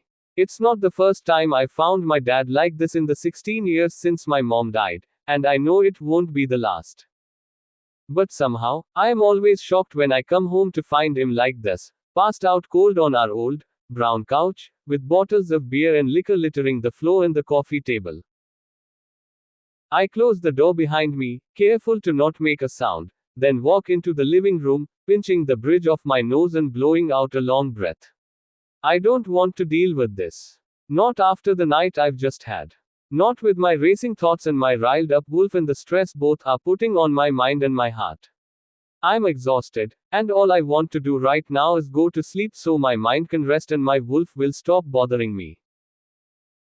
But the benefits of staying up a little longer to clean up this mess are better than the benefits of getting a small bit of extra sleep, no matter how needed it is. I move around the living room, making as little noise as possible as I pick up the discarded beer cans and shot glasses and empty bottles of liquor. I take them all into the kitchen, sorting them into the dishwasher and the recycling, my nose wrinkling from the scent of the mixing alcohols as they flow into the drain before I toss the bottles. I don't even bother to calculate how much he's had. I know it's enough to kill a human if it's knocked him out cold. Our enhanced healing doesn't prevent us from ever getting drunk, it just means it takes more alcohol to get us there.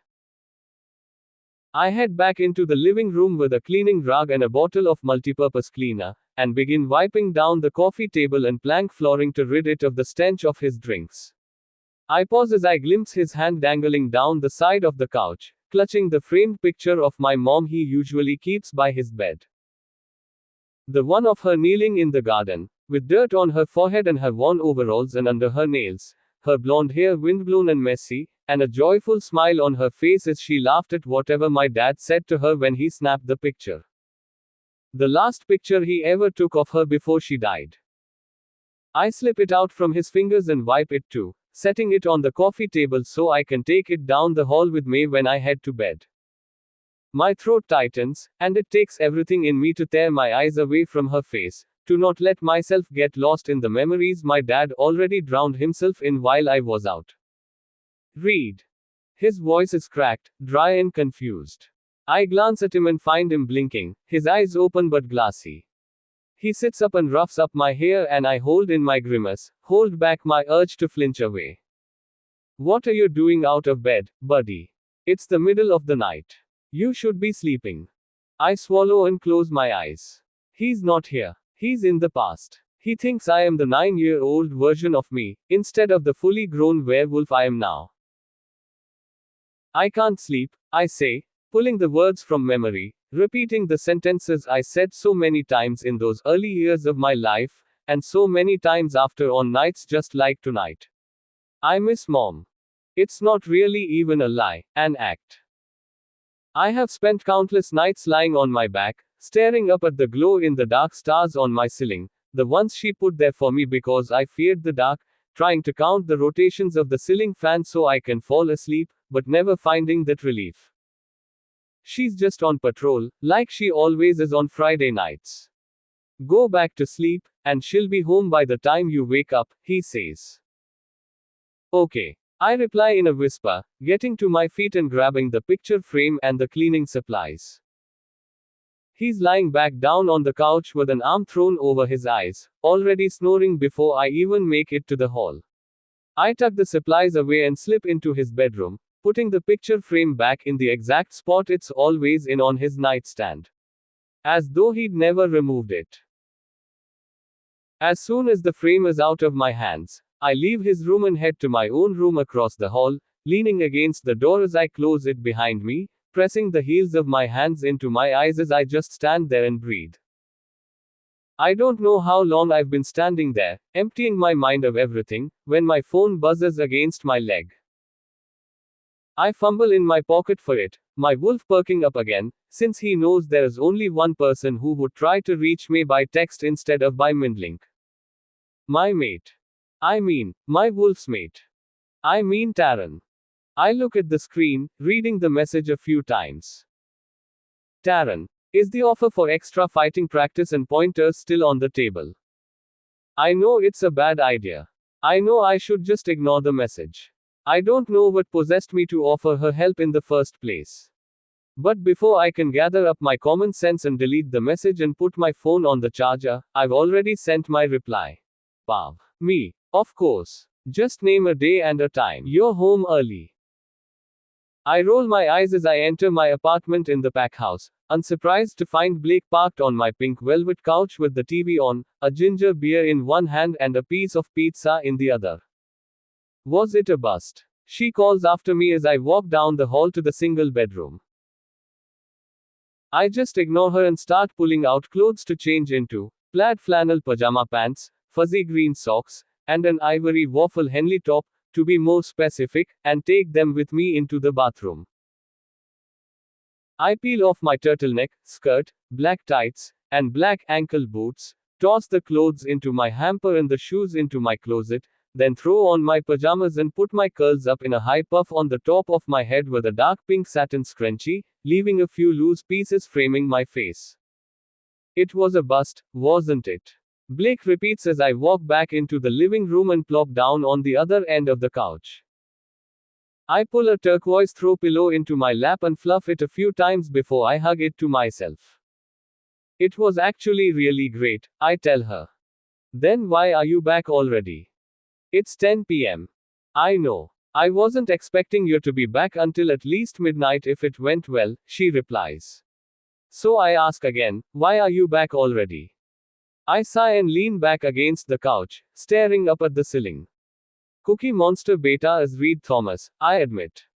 Reed Thomas? She asks, and I nod, turning my head to look at her. Reed Thomas, the beta from Crescent Lake. I nod again. Reed Thomas, the biggest playboy in the area. No, make that the entire state, the male who everyone knows has no interest in having a fated mate. That Reed Thomas. Yes, Blake. That Reed Thomas, I say.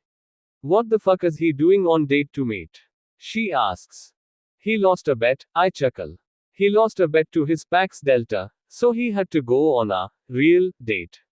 No one night stand or sleeping with the girl at the end. And I was the lucky she-wolf his best friend chose to be his blind date. Okay, that's actually hilarious, Blake says with a snort of laughter. I mean, I know you were hoping to meet someone who could be a potential mate, or, even better, your actual fated mate, but getting to be the only girl the playboy of Crescent Lake has ever taken on a date is priceless, she adds as she reaches for another slice. Want some? She asks, pointing at the BBQ chicken pizza. I just had dinner, remember? She scoffs. Like that will stop you. You are always hungry, especially for pizza, and especially with all the extra workouts you've been doing lately to show Alpha Dominic you're serious about being a warrior. I bite my lip and stare at the offered pizza, eyeing the mouth-watering crispy pieces of bacon sprinkled amongst the other toppings. She isn't wrong. I love pizza. And even though I had a wonderful meal with Reed, complete with dessert, the drive back up to Silver Ridge from the city takes over an hour, so it's no surprise that my stomach is rumbling a little already. All right. Hand it over, I sigh, sitting up and setting my pillow aside. I knew you wouldn't be able to resist the pizza. Blake laughs as she pulls two slices out, the cheese stretching between the pieces and the whole pie left behind in the box. That sight alone makes my mouth water even more, and my stomach growls, giving away my genuine need for sustenance. I just had dinner, remember? Blake mocks. Just hand over the pizza, I snap, holding my hand out for it. Grumpy, she teases, tossing it on a plate and handing it to me. It's been far too long since you've gotten laid. You should have gone for a roll in the hay with Beta Reed. Oh girl, if he had offered, I wouldn't have even thought twice about saying yes. So he lives up to the hype. He was fine, I tell her. I close my eyes and picture him again. I remember the stretch of the white fabric across his chest. I remember his bright baby blue eyes and his sparkling smile. I remember the way those black pants hugged his ass and his thighs as he stood to grate the chef and as he walked away from me to his car when the evening was over. Warmth spreads through me and my heart stutters in my chest. I open my eyes and cut my musings off before I start undressing him in my head. So fucking fine, I sigh with a smile. I would have climbed him like a tree. So why didn't you? She asks. Because he was trying to prove a point to Sebastian, and because the whole point of this date to mate endeavor was so I could find someone serious. I mean, yes, that was part of it. So you could try to find a mate, either fated or chosen. But that doesn't mean you can't have a little fun while you are at it. While I see your point, I thought it was sweet that he was trying so hard to be respectful and follow through on his end of the agreement. It didn't seem fair to push him on it. And I really don't want another friends with benefits type arrangement, or one night stands. Not anymore, I say.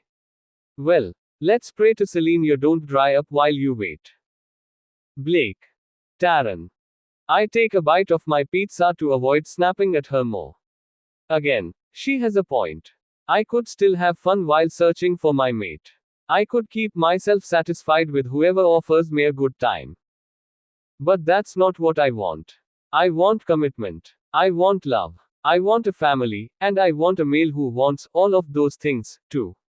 And as much as I would like it to be, that male isn't Beta Reed Thomas. I finish my pizza and lean forward to grab another two, pulling them out of the box and again watching the melted cheese as it stretches. I bite right into one piece, not even waiting for it to cool off this time. The combined aroma of the toppings, sauce, cheese, and crust are too mouth-watering to resist. What are you even watching? I ask her as I try to tune into her show.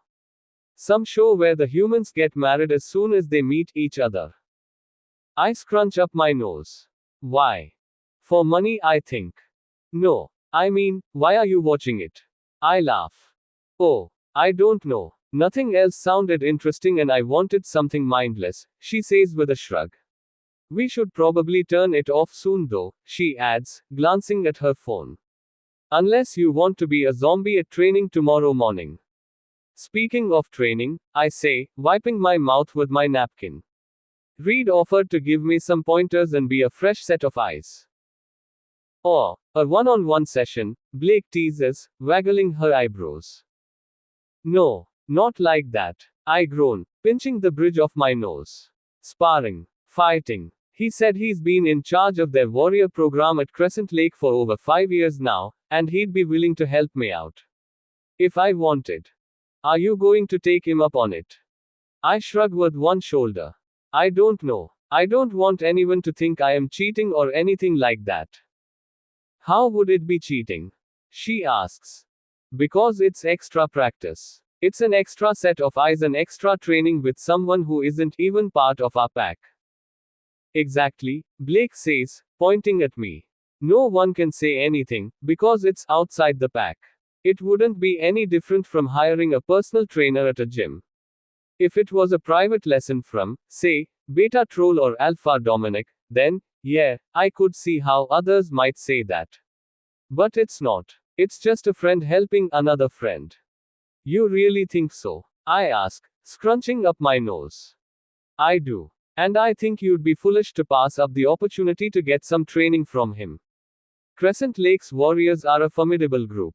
If he's the one who has been training them, then yeah, I'd kill for a chance to get even one pointer from him. And it's not like you've never turned down extra training help before. I roll my eyes and stare at her with pursed lips. Us meeting to train in secret as teenagers whenever I came to visit my Aunt Gigi is not the same as me seeking help from someone who does that as their job. I'm just saying, she replies, throwing her hands up. If it was me, I wouldn't even think twice about saying yes. Blake turns back to the crappy reality show she is watching on my television, and I think about what she said. I need every advantage I can get, since Dominic still isn't taking me seriously, and since what I've been doing here at Silver Ridge clearly isn't enough. And beyond that, my heart flutters and dances at the thought of seeing Reed again. Of being near him and touching him or having him touch me, even if it is only because we are sparring together or he's correcting my technique.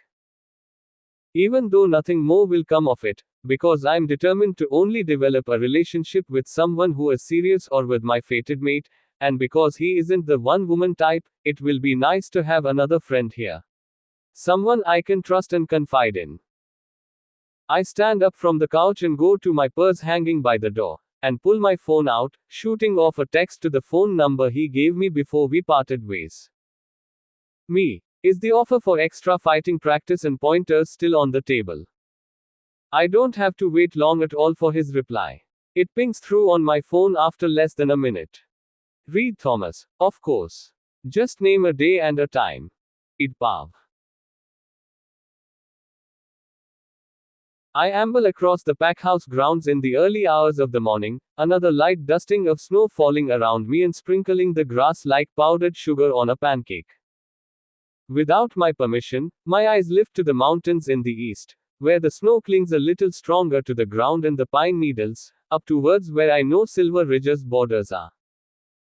I can't see the pack from here, but I know the exact spot on those hills where their lands begin. It's my job to know.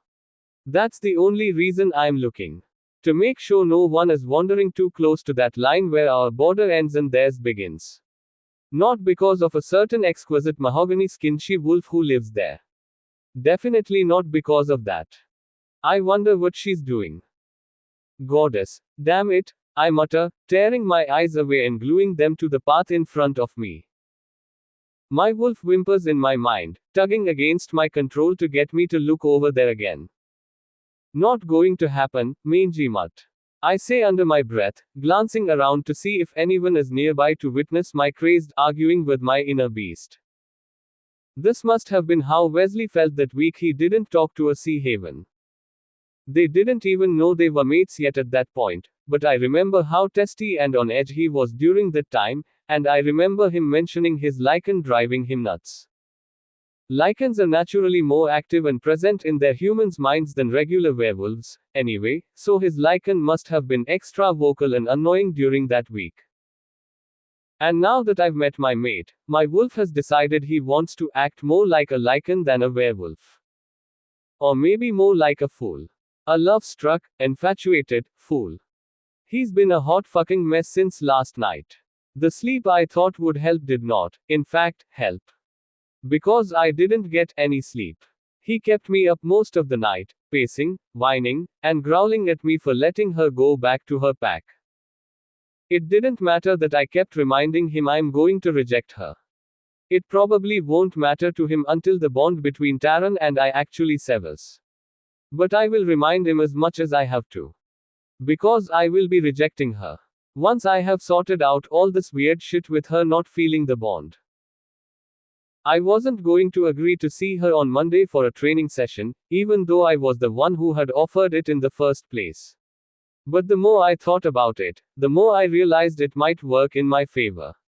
If I see her again, then maybe I can get some more clues about why she didn't feel the mate bond between us. A lone figure jogs down the path towards me, cheeks tinted pink and sweat staining his t-shirt, both showing he's probably on the tail end of his morning run. I cross all my crossables that Wesley won't see me or, at the very least, he'll just say, hi, and go on his merry way back to his mate, but of fucking course, he decides to stop and strike up a conversation with me. His footsteps slow and he puts his hands on his hips, breathing in and out, his breath making those little clouds of mist in the air and melting the powdered sugar snowflakes as they fall to the ground. I hold back my groan and clench my teeth. He may be my best friend and my alpha, but I am not in the mood for small talk today. I have too much on my plate with everything going on with my mate. I mean Taran. Morning, Alpha Wesley, I say. I don't have to address him with his title. He's told me before I can just call him Wes or Wesley, even out on the pack grounds, and he won't get upset. But it's a matter of respect. I'd give that respect to him no matter what, but he's more than earned it over the years. He's still a cocky bastard at times, but he's also a good friend, a tenacious leader, and the type who stands up for what he believes in and those in need. Good morning to you too, Beta Reed, he replies, addressing me with my title too, as he sweeps his hair away from his forehead before putting his hands back on his hips. Both his hair and his beard have gotten longer than he normally keeps them. I'm guessing he's waiting until closer to the wedding for a trim. Or maybe Haven digs that lumberjack, mountain man, trying to be a bear look. What are you doing up so early on a Saturday? He asks. I'm going to the Pack Library. What about you? I'm heading into town. Haven has a rehearsal, and I told Nolan he could take the day off. Then we're having lunch with Haven's sister and niece. He cocks his head at me and raises a brow. Wait, did you just say you are going to the library? Yes. Why? To read. His brow raises more. What? I read. Yeah. Animorphs and goosebumps in elementary school do not a reader make. Hey, those are quality pieces of literature. I declare. Says who? Says me. I huff, crossing my arms. And I've read other books too. I like Stephen King and Michael Crichton and Neil Gaiman and. Okay, he surrenders, lifting his hands and cutting me off.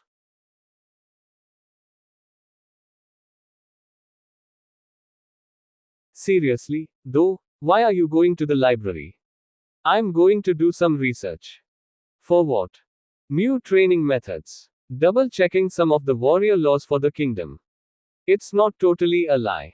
I am planning to dig into both of those topics in addition to searching for answers about my mate Bond.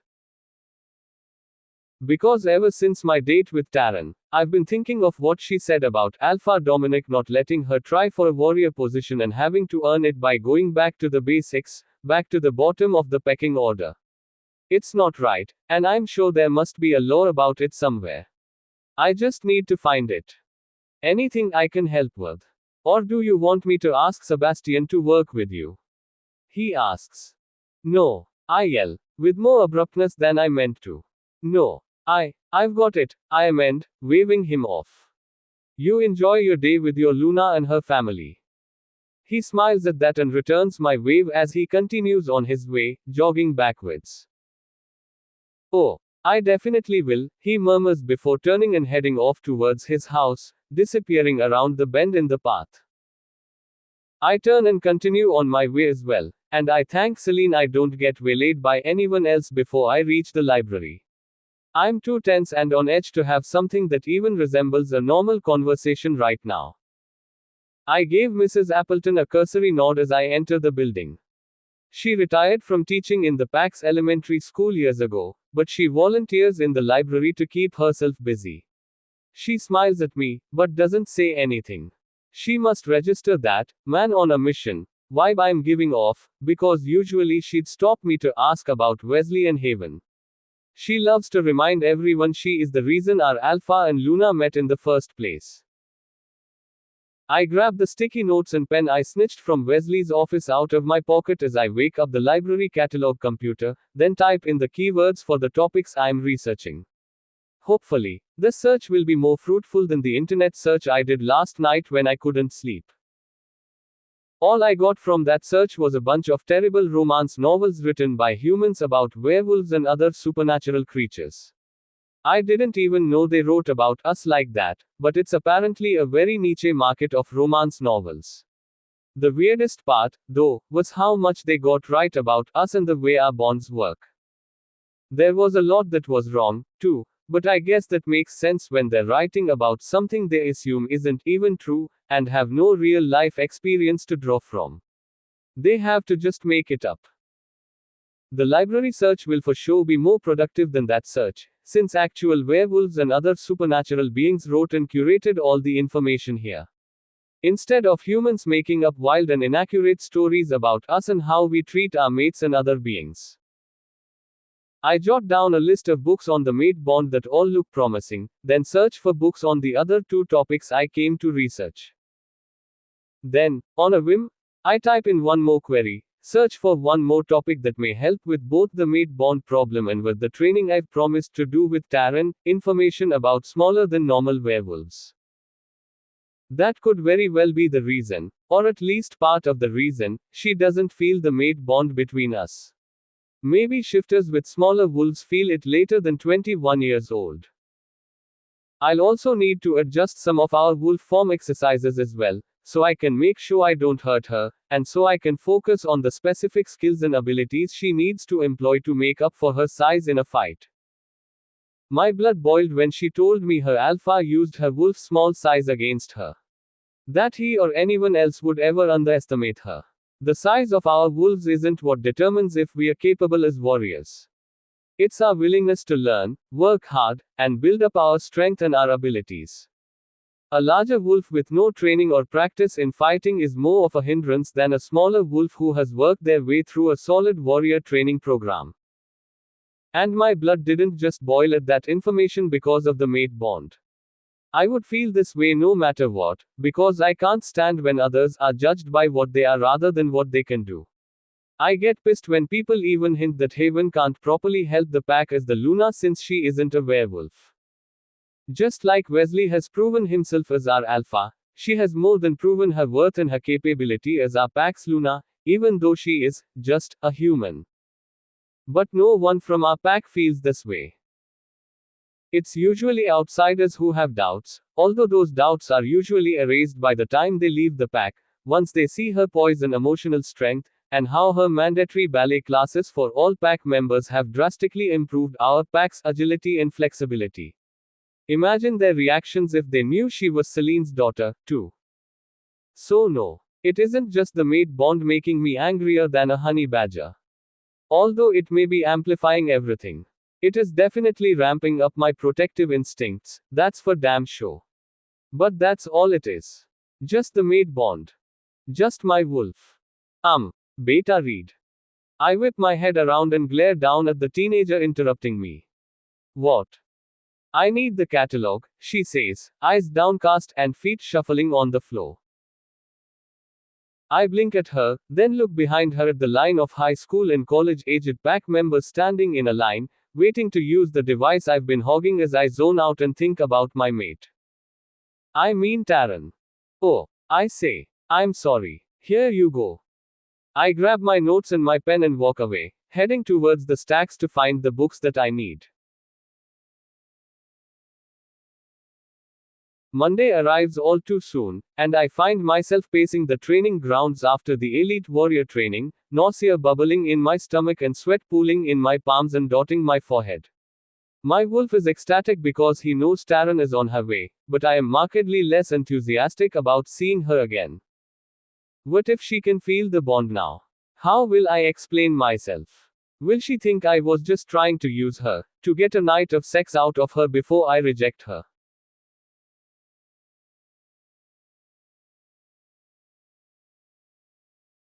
And why do I care so damn much about what she thinks when I am just going to reject her, anyway? Focus. Read. I mutter, rubbing my temples and forcing myself to stop my incessant pacing. It's just training, and if she didn't feel the bond on Friday, it's highly unlikely she will suddenly feel it today. The hairs on the back of my neck prickle and stand up, goosebumps forming over my whole body, even though the cold rarely affects me. The scent of peonies, strawberries, and peaches floats towards me, stronger with each passing second. I swear, time stands still as I turn my attention to the gorgeous she-wolf walking across the field towards me.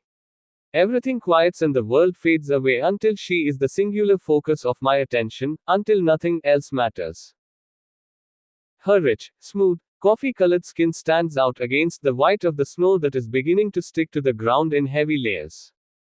She has piled her bouncy raven spirals on the top of her head in a high, messy bun, exposing her long, thin, unmarked neck to every male in the area. My wolf growls in my head and I grit my teeth to hold the sound in. It doesn't matter. She's not ours. Not really. Not for long, anyway. Just until the full moon. Then I will sever our bond. She has her arms crossed, hugging herself and protecting against the chill of the breeze, but she lifts one hand in a tiny wave when she sees me, a hesitant smile lifting the corners of her mouth. Her hot pink long-sleeved top ends in those cuffs you can put your thumbs through, and as she lifts her arm, I can see the sliver of skin exposed between the high waist of her black leggings and the hem of her slightly cropped top, and I have to suppress another growl. Doesn't she realize every male in the vicinity is staring at her? Ogling her. Myself included. She's almost to me. The distance between her body and mine is measurable by a yardstick. Little invisible sparks of electricity ignite and flash within that ever-diminishing space, and with each step she takes to close that distance, their intensity grows until I can feel them fizzling and popping just above the surface of my skin. But the magic fades with an abrupt scratching of a vinyl record. Or I guess some asshole werewolf's voice. Taryn Campbell. Holden Tyler asks, jogging up to her. What are you doing here? Oh, my goddess. Holden. Taryn says, her smile widening and her arms unwrapping from her body to wrap around his neck instead as they hug. His arms are around her waist, his hands grazing that sliver of bare skin, and he squeezes her with all his strength, both of them laughing. I stand corrected. He's not an asshole werewolf. He's a dead asshole werewolf. My hackles raise but I hold everything in, my body so tense and frozen I'm sure I look like a cobra about to strike. Or a deer in the headlights. Or some weird hybrid of the two. And yet again I find I am reminding myself and my wolf, we are rejecting her. Beta Reed offered to give me some pointers and be a fresh set of eyes for me so I can move up in ranks and be an official warrior in my pack, Taryn says as they break their embrace. So you came all the way to Northern California for that? No. I live in Silver Ridge now. Since when? I moved up here a little over a year ago. My parents were originally from there. I had no idea, Holden says, setting his hands on his hips. I stalk the last handful of steps until I'm right next to Taryn, my eyes boring into Holden's skull, my arms crossing over my chest as I raise a brow at him, my body and jaw still as tight as they were when Taryn and Holden hugged. Holden, don't you have somewhere to be? Holden glances at me and flinches under my ire and my heavy stare. Well, we'll have to get coffee or something and catch up some more another time, Taryn. I have to go patrol the grounds right now. He waves at her and gives me a nod before he scurries away. I can visualize his brown wolf, ears flat against his head and tail between his legs after angering his beta. My lips twitch with a silent, smug laugh at the image and the preening of my wolf in my head from protecting our mate from another male. Then I remember Taryn is right next to me. And Taryn doesn't know we're mates. And I don't want a mate. Goddess, damn it. Thank everything under the sun and the moon she is oblivious to my whirlwind of emotions, to my sudden about face. She's just standing there, waving goodbye to Holden as he leaves. So what are we going to start with? She asks, turning to me when Holden is out of sight, her lips in a broad smile that lights up her entire face and puts little stars in her midnight eyes. But my face is dead serious, my mouth pulled into a tight, thin line. There is no humor in my face, no twinkle in my eyes. Run. Now, I order, pointing towards the perimeter of the field. I know she's warmed up because she asked to have the session after her regular warrior training in Silver Ridge, so there's no need to stretch. Out here? She asks, looking around and down at the snow. Where else would we run? The gym. Warriors don't get to pick the weather when they are called to action. Do you want to be a warrior? I ask, and she nods. Then run. My voice is tinged with a growl, and her eyes widen. She lets out a little squeal before she takes off towards the edge of the field at a light pace. As soon as she turns her back to me, I follow her, my stoic beta facade cracking, and another laugh teasing my lips. Her own laughter filters back towards me as she runs. What are you laughing at, cadet? You're supposed to be running. My voice is harsh and barking, but my lips are still smiling, a silent, withheld laugh still shaking my shoulders as I catch up to her. Sir, yes sir, she shouts over her shoulder, her lips pressing together as she fights her laughs too. I let her set the pace, but I stay right on her heels, pushing her to go just a little faster, to work just a little harder. I want to see what she is capable of doing already, take a measure of her abilities and then move on from there to what she needs to work on. Plus, if I stay behind her, I have an excellent view of her long, muscular legs and her round, toned ass. Not that I'm looking. Because I'm not looking. I have no interest in her like that at all. It's just the mate bond and my wolf making me do that. How do you know Holden? I ask to keep my mind off her beautiful body and her sweet, summertime scent as it wafts behind her and into my nose as she runs. Cross country in high school, she says. He was the boys' state champion the same year I was the girls' state champion. Oh.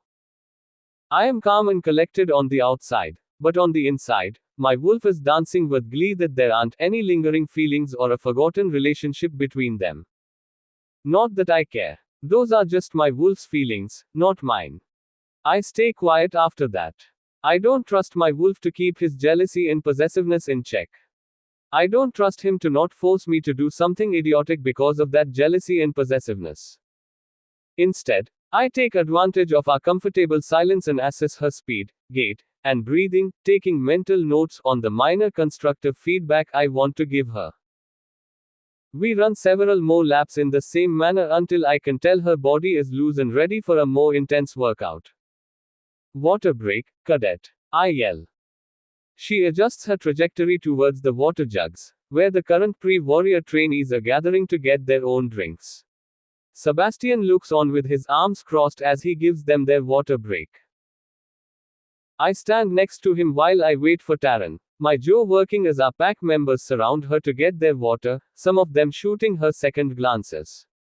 I don't know if it's because she isn't from our pack, or because she's the most gorgeous she-wolf ever, but either way, I don't like it. They shouldn't be looking at her that way. Only I should get to look at her that way. No, that's not right either. No one should look at her like that. Least of all me. I can't let myself look at her that way. She may be my mate, but that means nothing. The full moon will come, the bond will break, and then we'll go our separate ways. Who is that? Sebastian asks, jerking his chin at her. Taryn, I say. He turns his head and raises his brow at me. I thought you don't do repeats. I shrug. That's not one of my rules. That one is more like a guideline. Okay, Captain Barbossa. I'm not a pirate. And this isn't a date. And I haven't slept with her. Yet. I wrinkle my nose and furrow my brow. What's that supposed to mean? Exactly what it sounds like, he says with a snort. You know, as shocking as this may be, I don't sleep with every female I meet. He just continues to laugh and give me that stupid, smug look he always wears on his face, and the tether on my restraint snaps. Maybe you should get laid so you can stop paying attention to my sex life and start paying attention to your own, since your hand obviously isn't cutting it anymore. The laughter, triumph, and smugness are immediately gone. His face shudders, his jaw ticking as his teeth grind together. But the look vanishes in an instant, his smile and laughter back as Taryn walks up to us, her face glowing and dewy from our run, little tendrils of her ebony hair framing her face, seeking the moisture in the air. Taryn, Seb says, holding his hand out to her. She nods as she shakes his hand. Sebastian, he says. Ah. She smiles, those twinkling stars appearing again in her eyes. The gambling man, she says. The one and only, he says with a grin. I roll my eyes, but my wolf doesn't seem to mind Sebastian teasing her. Perhaps because Sebastian has always made it very clear that he's waiting for his mate, and he won't take any female before he finds her. I guess I should thank you, then, Taran says. He cocks his head to the side as he crosses his arms again. Why? Her smile grows and my heart jumps up into my throat, the nausea and sweat from earlier returning with a vengeance. Oh, goddess. This is it. She's been tricking me this whole time, and she's going to tell him we are mates and say thank you for introducing us because we wouldn't have ever met otherwise. And then I'm going to be a dead werewolf. Because if you hadn't set us up, then I'd never have discovered how much I enjoy listening to people speak in French, she says, winking at me. I grit my teeth to prevent myself from breathing an audible sigh of relief, but the relief is 100% felt. The nausea is gone, and the sweat stops forming, and my heart returns to its normal position within my ribcage. Sebastian chuckles and jerks his thumb at me. True, but it did mean you had to put up with this dickhead for an entire evening. Taran shrugs. He's not so bad. Trust me, he's totally a dickhead, Seb tells her. I'll be the judge of that, she says. Alright, enough chatter, cadet, I bark, and she straightens up, turning her focus back to me. My eyes scan the gathered training class, searching for someone for Taran to partner with for our next activity. I need to watch Taran spar, which will be easier if I'm not the one doing the sparring. And I am not sure I trust my wolf to be on his best behavior right now.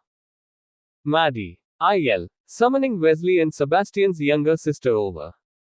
She joins us, breaking away from the group of trainees she'd been chatting with. What's up? She asks, her blue eyes looking between the three of us, her long, dark brown ponytail swinging with the movement of her head. I need you to spar with Taran, I say. I can't get a good read on her form and skills if I'm fighting her, so I'll watch the two of you instead. Sounds fun, she says, smiling. You ready? She asks Taran, who just nods at her. Sweet. Maddie links arms with Taran, leading her to the sparring ring, the two of them already whispering and giggling about whatever it is girls whisper and giggle about. Less laughing, more sparring. I yell, stalking after them. Someone's grumpy today, Maddie says with a laugh. Do you need a cookie? Taran giggles too, her hand flying to her mouth to hide it, but it's too late. I already heard it. I narrow my eyes at both of them. Do you need to do more push-ups? They both shut up, but the laughter is still twinkling in their eyes. That's what I thought, I mutter.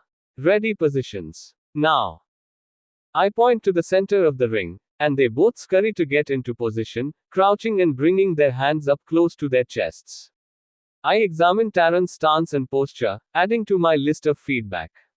Her eyes flick to me as I walk around them, taking my time to check her form.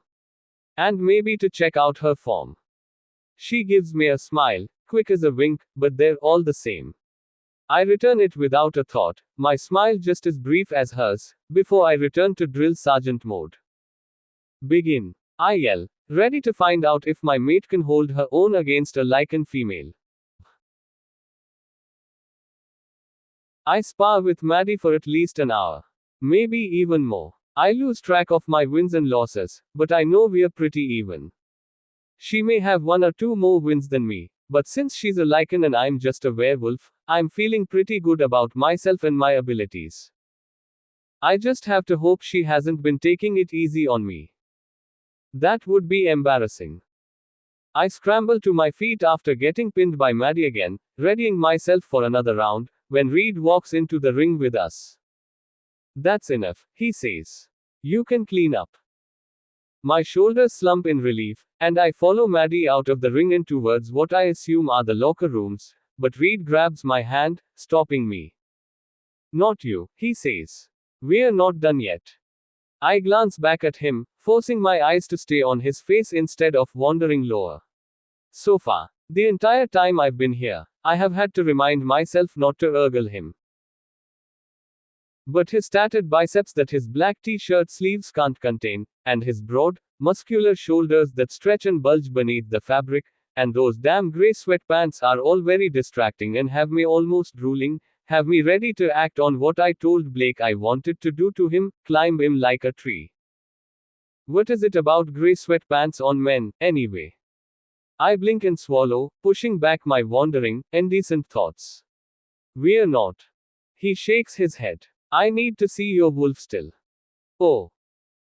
I lick my lips and glance around his pack grounds, calculating how many others are nearby and how close they are to us, determining how easily they'll be able to see my wolf. My heart rate picks up and I remind myself to breathe. I hate this part. Not shifting. Not my wolf. I love my wolf and I could never be ashamed of her or her size. She is beautiful and strong even with her smaller than normal stature. But I hate that I can't control the reactions of others when they see me shift. I hate that I can't predict their thoughts or read their minds. I hate that I have to even think about proving myself capable of anything beyond basic self-defense skills once people know my wolf is small. Reed squeezes my hand, and I turn to face him again, glancing down to where we touch. I didn't even realize he was still holding my hand. He looks down for a second too, then drops my hand and clears his throat, pulling my focus back to his face and his kind, baby blue eyes. No one here is going to judge you for your wolf or how she looks. They all know better than to do that. To judge someone based on what they are on the outside. Okay, I say with more confidence than I feel. But I don't need him to pity me or know I am terrified. Or that the judgment I'm most worried about isn't from the rest of his pack, but from him. Just him.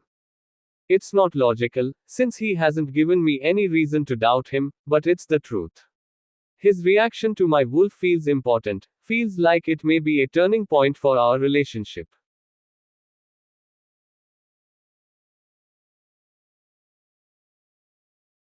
Ah, friendship.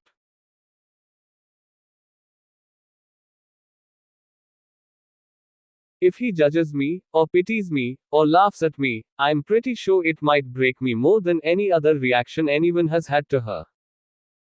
He grins and beckons me with a tilt of his head, leading me towards the tree line near the lake. I see this lake often on runs around the Silver Ridge Pack borders, but I've never seen it up close. The crescent moon shape isn't as noticeable as it is from higher elevations, but the way the redwood trees, the sun, and the clouds reflect in a perfect mirror image on the surface of the water is incomparable to anything I've seen before. It's really beautiful here, I say. He glances at me, then around his home, taking his time to really see everything, to look at it through the eyes of a visitor or a newcomer.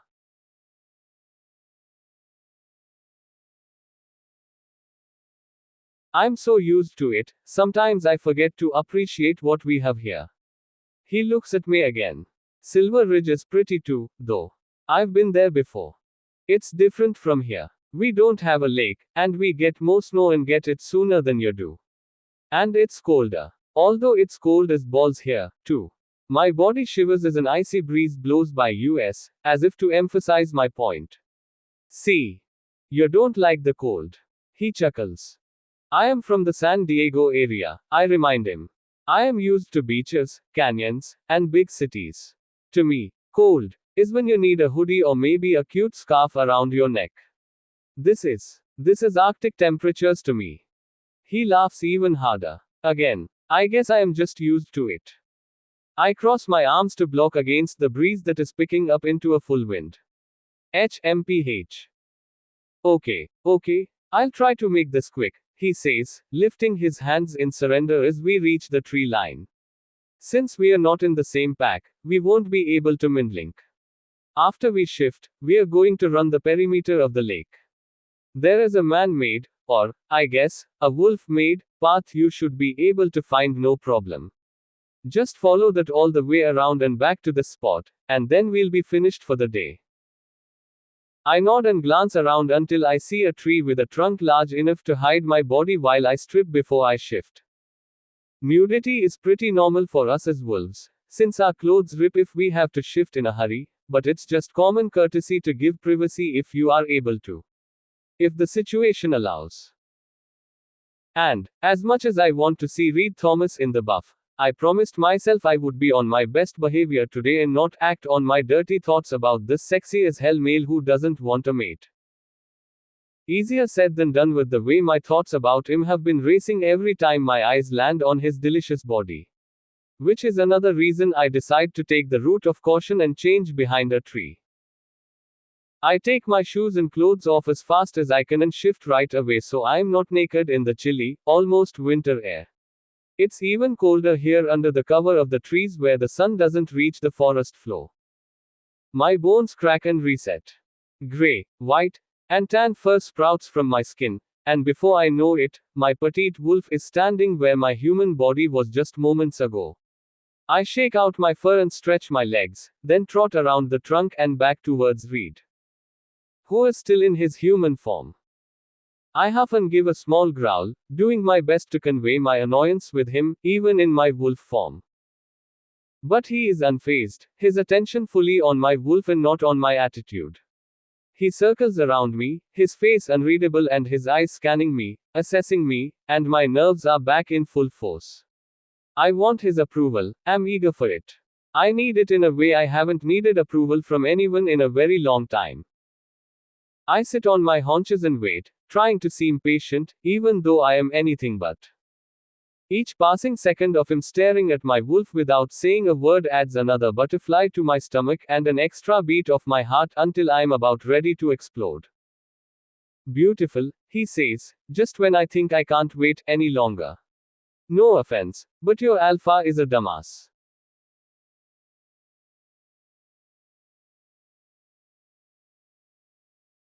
With that one word, that one simple sentence, all my doubts and fears dissipate and blow away across the surface of the lake, carried away like dandelion seeds on the wind.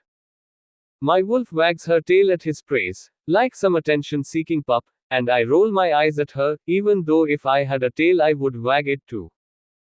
He steps closer to me and holds his hand out, hovering it over my head. May I? My wolf nudges his hand with her snout, and before I can stop her, she also gives it a lick with her tongue, and I'm face palming myself in my head. I'll take that as a yes, he says, laughing and crouching next to me. His hand strokes the fur on my head between my ears, then glides down my neck to my back. He doesn't lift his hand, just moves it in one long, gentle stroke, stopping just before my tail. Then he brings his arm back to the top of my head, and repeats the motion a second time, his eyes following the path of his hand the entire time, his movements even slower than the first time. His brow furrows, and he disappears back into himself as he continues to pet my wolf, lost in his own mind. A shadow passes over those baby blue eyes of his, like a cloud covering the sun in an otherwise clear sky. His hand snaps away from my body and he turns his back to me, storming off behind a bush. I wish I could sense what he is thinking and feeling. I wish I could mind link him so I could ask him if he's alright, ask him the reason for his sudden physical and emotional about face. He strips off his clothes so he can shift, and while the bushes he's behind hide his lower half, I have a wonderful, unobstructed view of his upper body. The muscles in his back tense and ripple as he pulls his shirt over his head and tosses it on top of the bush. And oh my goddess, he looks even better than I imagined when we had dinner together the other night. There are trees as far as the eye can see, but the only thing I'm interested in climbing is him. I snap my wolf's jaws shut, so the saliva pooling in my mouth doesn't drip out and leave me a drooling mess over this male. This male I can't even have. This male who I shouldn't even want. This male, who is now standing in front of me in his wolf form, staring at me. I got so caught up in my head and my lustful musings I didn't even realize he'd shifted and made his way to me. My wolf perks up under his wolf's gaze, ears pricking forward and tail wagging again, her snout twitching as she sniffs the air to catch his scent and learn it. Only wolves who are mates can identify each other's exact scent, but I can detect a hint of something woodsy and spicy. It's a homey scent, a scent that reminds me of Christmas. His wolf is large. Larger than mine, of course, but also larger than even a regular male werewolf. His bulky and muscular frame lets other wolves know he holds a high-ranking position in his pack, one he has earned through hard work and through his bloodline. His fluffy, thick fur is a mix of lighter and darker grays, with a touch of white underneath. The heavy coat looks soft and warm, and I want to touch it the same way he touched my wolf, but that will have to wait. My wolf, however, can touch his wolf. I urge her forward, and she complies without hesitation, jumping up and prancing over to him, nudging him with her snout and pouncing around him playfully, running in little circles and chasing her tail, and then pausing, waiting to see his reaction. Little show off. He just stares at her, watching her with an unreadable expression, his tail unmoving behind him. My wolf walks right up next to him, standing even with him and mimicking his posture, except she turns her head to see him. She has to crane her neck to look up at him, and I can only imagine the impression they make together, his wolf statuesque and serious, and mine, playful, petite, and perky. He nudges her with his muzzle, then lifts his head and releases a howl, letting us know it's time to run. My wolf takes off on a sprint, like she thinks she's a cheetah or a gazelle, and Reed's wolf is right on her tail, nipping at her heels to get her to go faster. She lets out a playful yip and picks up the pace, her tongue hanging out the side of her mouth, and I am laughing, filled with energy and excitement as we follow the path around the lake Reed told us about. Our wolf runs over faster than I would like. I could have easily spent hours out there, running through their lands, weaving in and out of the trees and onto the shore of the lake. I can imagine it in the summer too, when the weather is warm. I can picture my wolf splashing through the shallows of the lake before heading back into the shade of the trees, the scent of water and pine swirling around me as little droplets fly off my fur with every thud of my paws against the ground. Reed's wolf stayed behind my wolf for the entirety of our run around the lake. I know he was observing me and taking mental notes on whatever it was he saw, but having him with me, knowing he was right there, watching my back, put me at ease and made me feel safe. And him following my lead, trusting in me to guide us down the correct path, made it seem more like we were a team instead of cadet and drill sergeant. I lead us back to our clothes, and we dress in the same comfortable silence that was present during our warm-up run earlier in the day. As much as I want to, I don't let myself sneak any more peeks at him while he's dressing. I got some glimpses of him earlier, and if we're going to continue these trainings, I need to maintain some level of professionalism, need to remember that he's the teacher and I'm the student. But his presence mere feet away from me sends sharp pinpricks of awareness into every cell in my body. It takes every ounce of energy I have left to keep my eyes forward, to keep from turning and peering around the trunk of the redwood tree at my back. I'll save all my feedback for the next time we meet, he says as I walk around the tree once I am dressed again. It will be better for you to implement the feedback in the moment rather than forget about it and me have to tell you again later. I nod and cross my arms as we walk out of the forest side by side. Right. Makes sense. We've reached the edge of the training field, and I can see my car in the parking lot in front of their log cabin pack house from where I stand. You'll let me know what day? I ask. He nods, sticking his hands in his pockets, and I nod again too, giving him a tense smile. I'll see you later, then. I give him a half wave and turn away as slow as I can. My mind knows it's time to leave, but my body and heart don't seem to want to comply, both of them complaining and straining as I walk away from him and towards my car. But his deep, compelling voice stops me before I can get too far away. Actually, there's something else I need to talk to you about.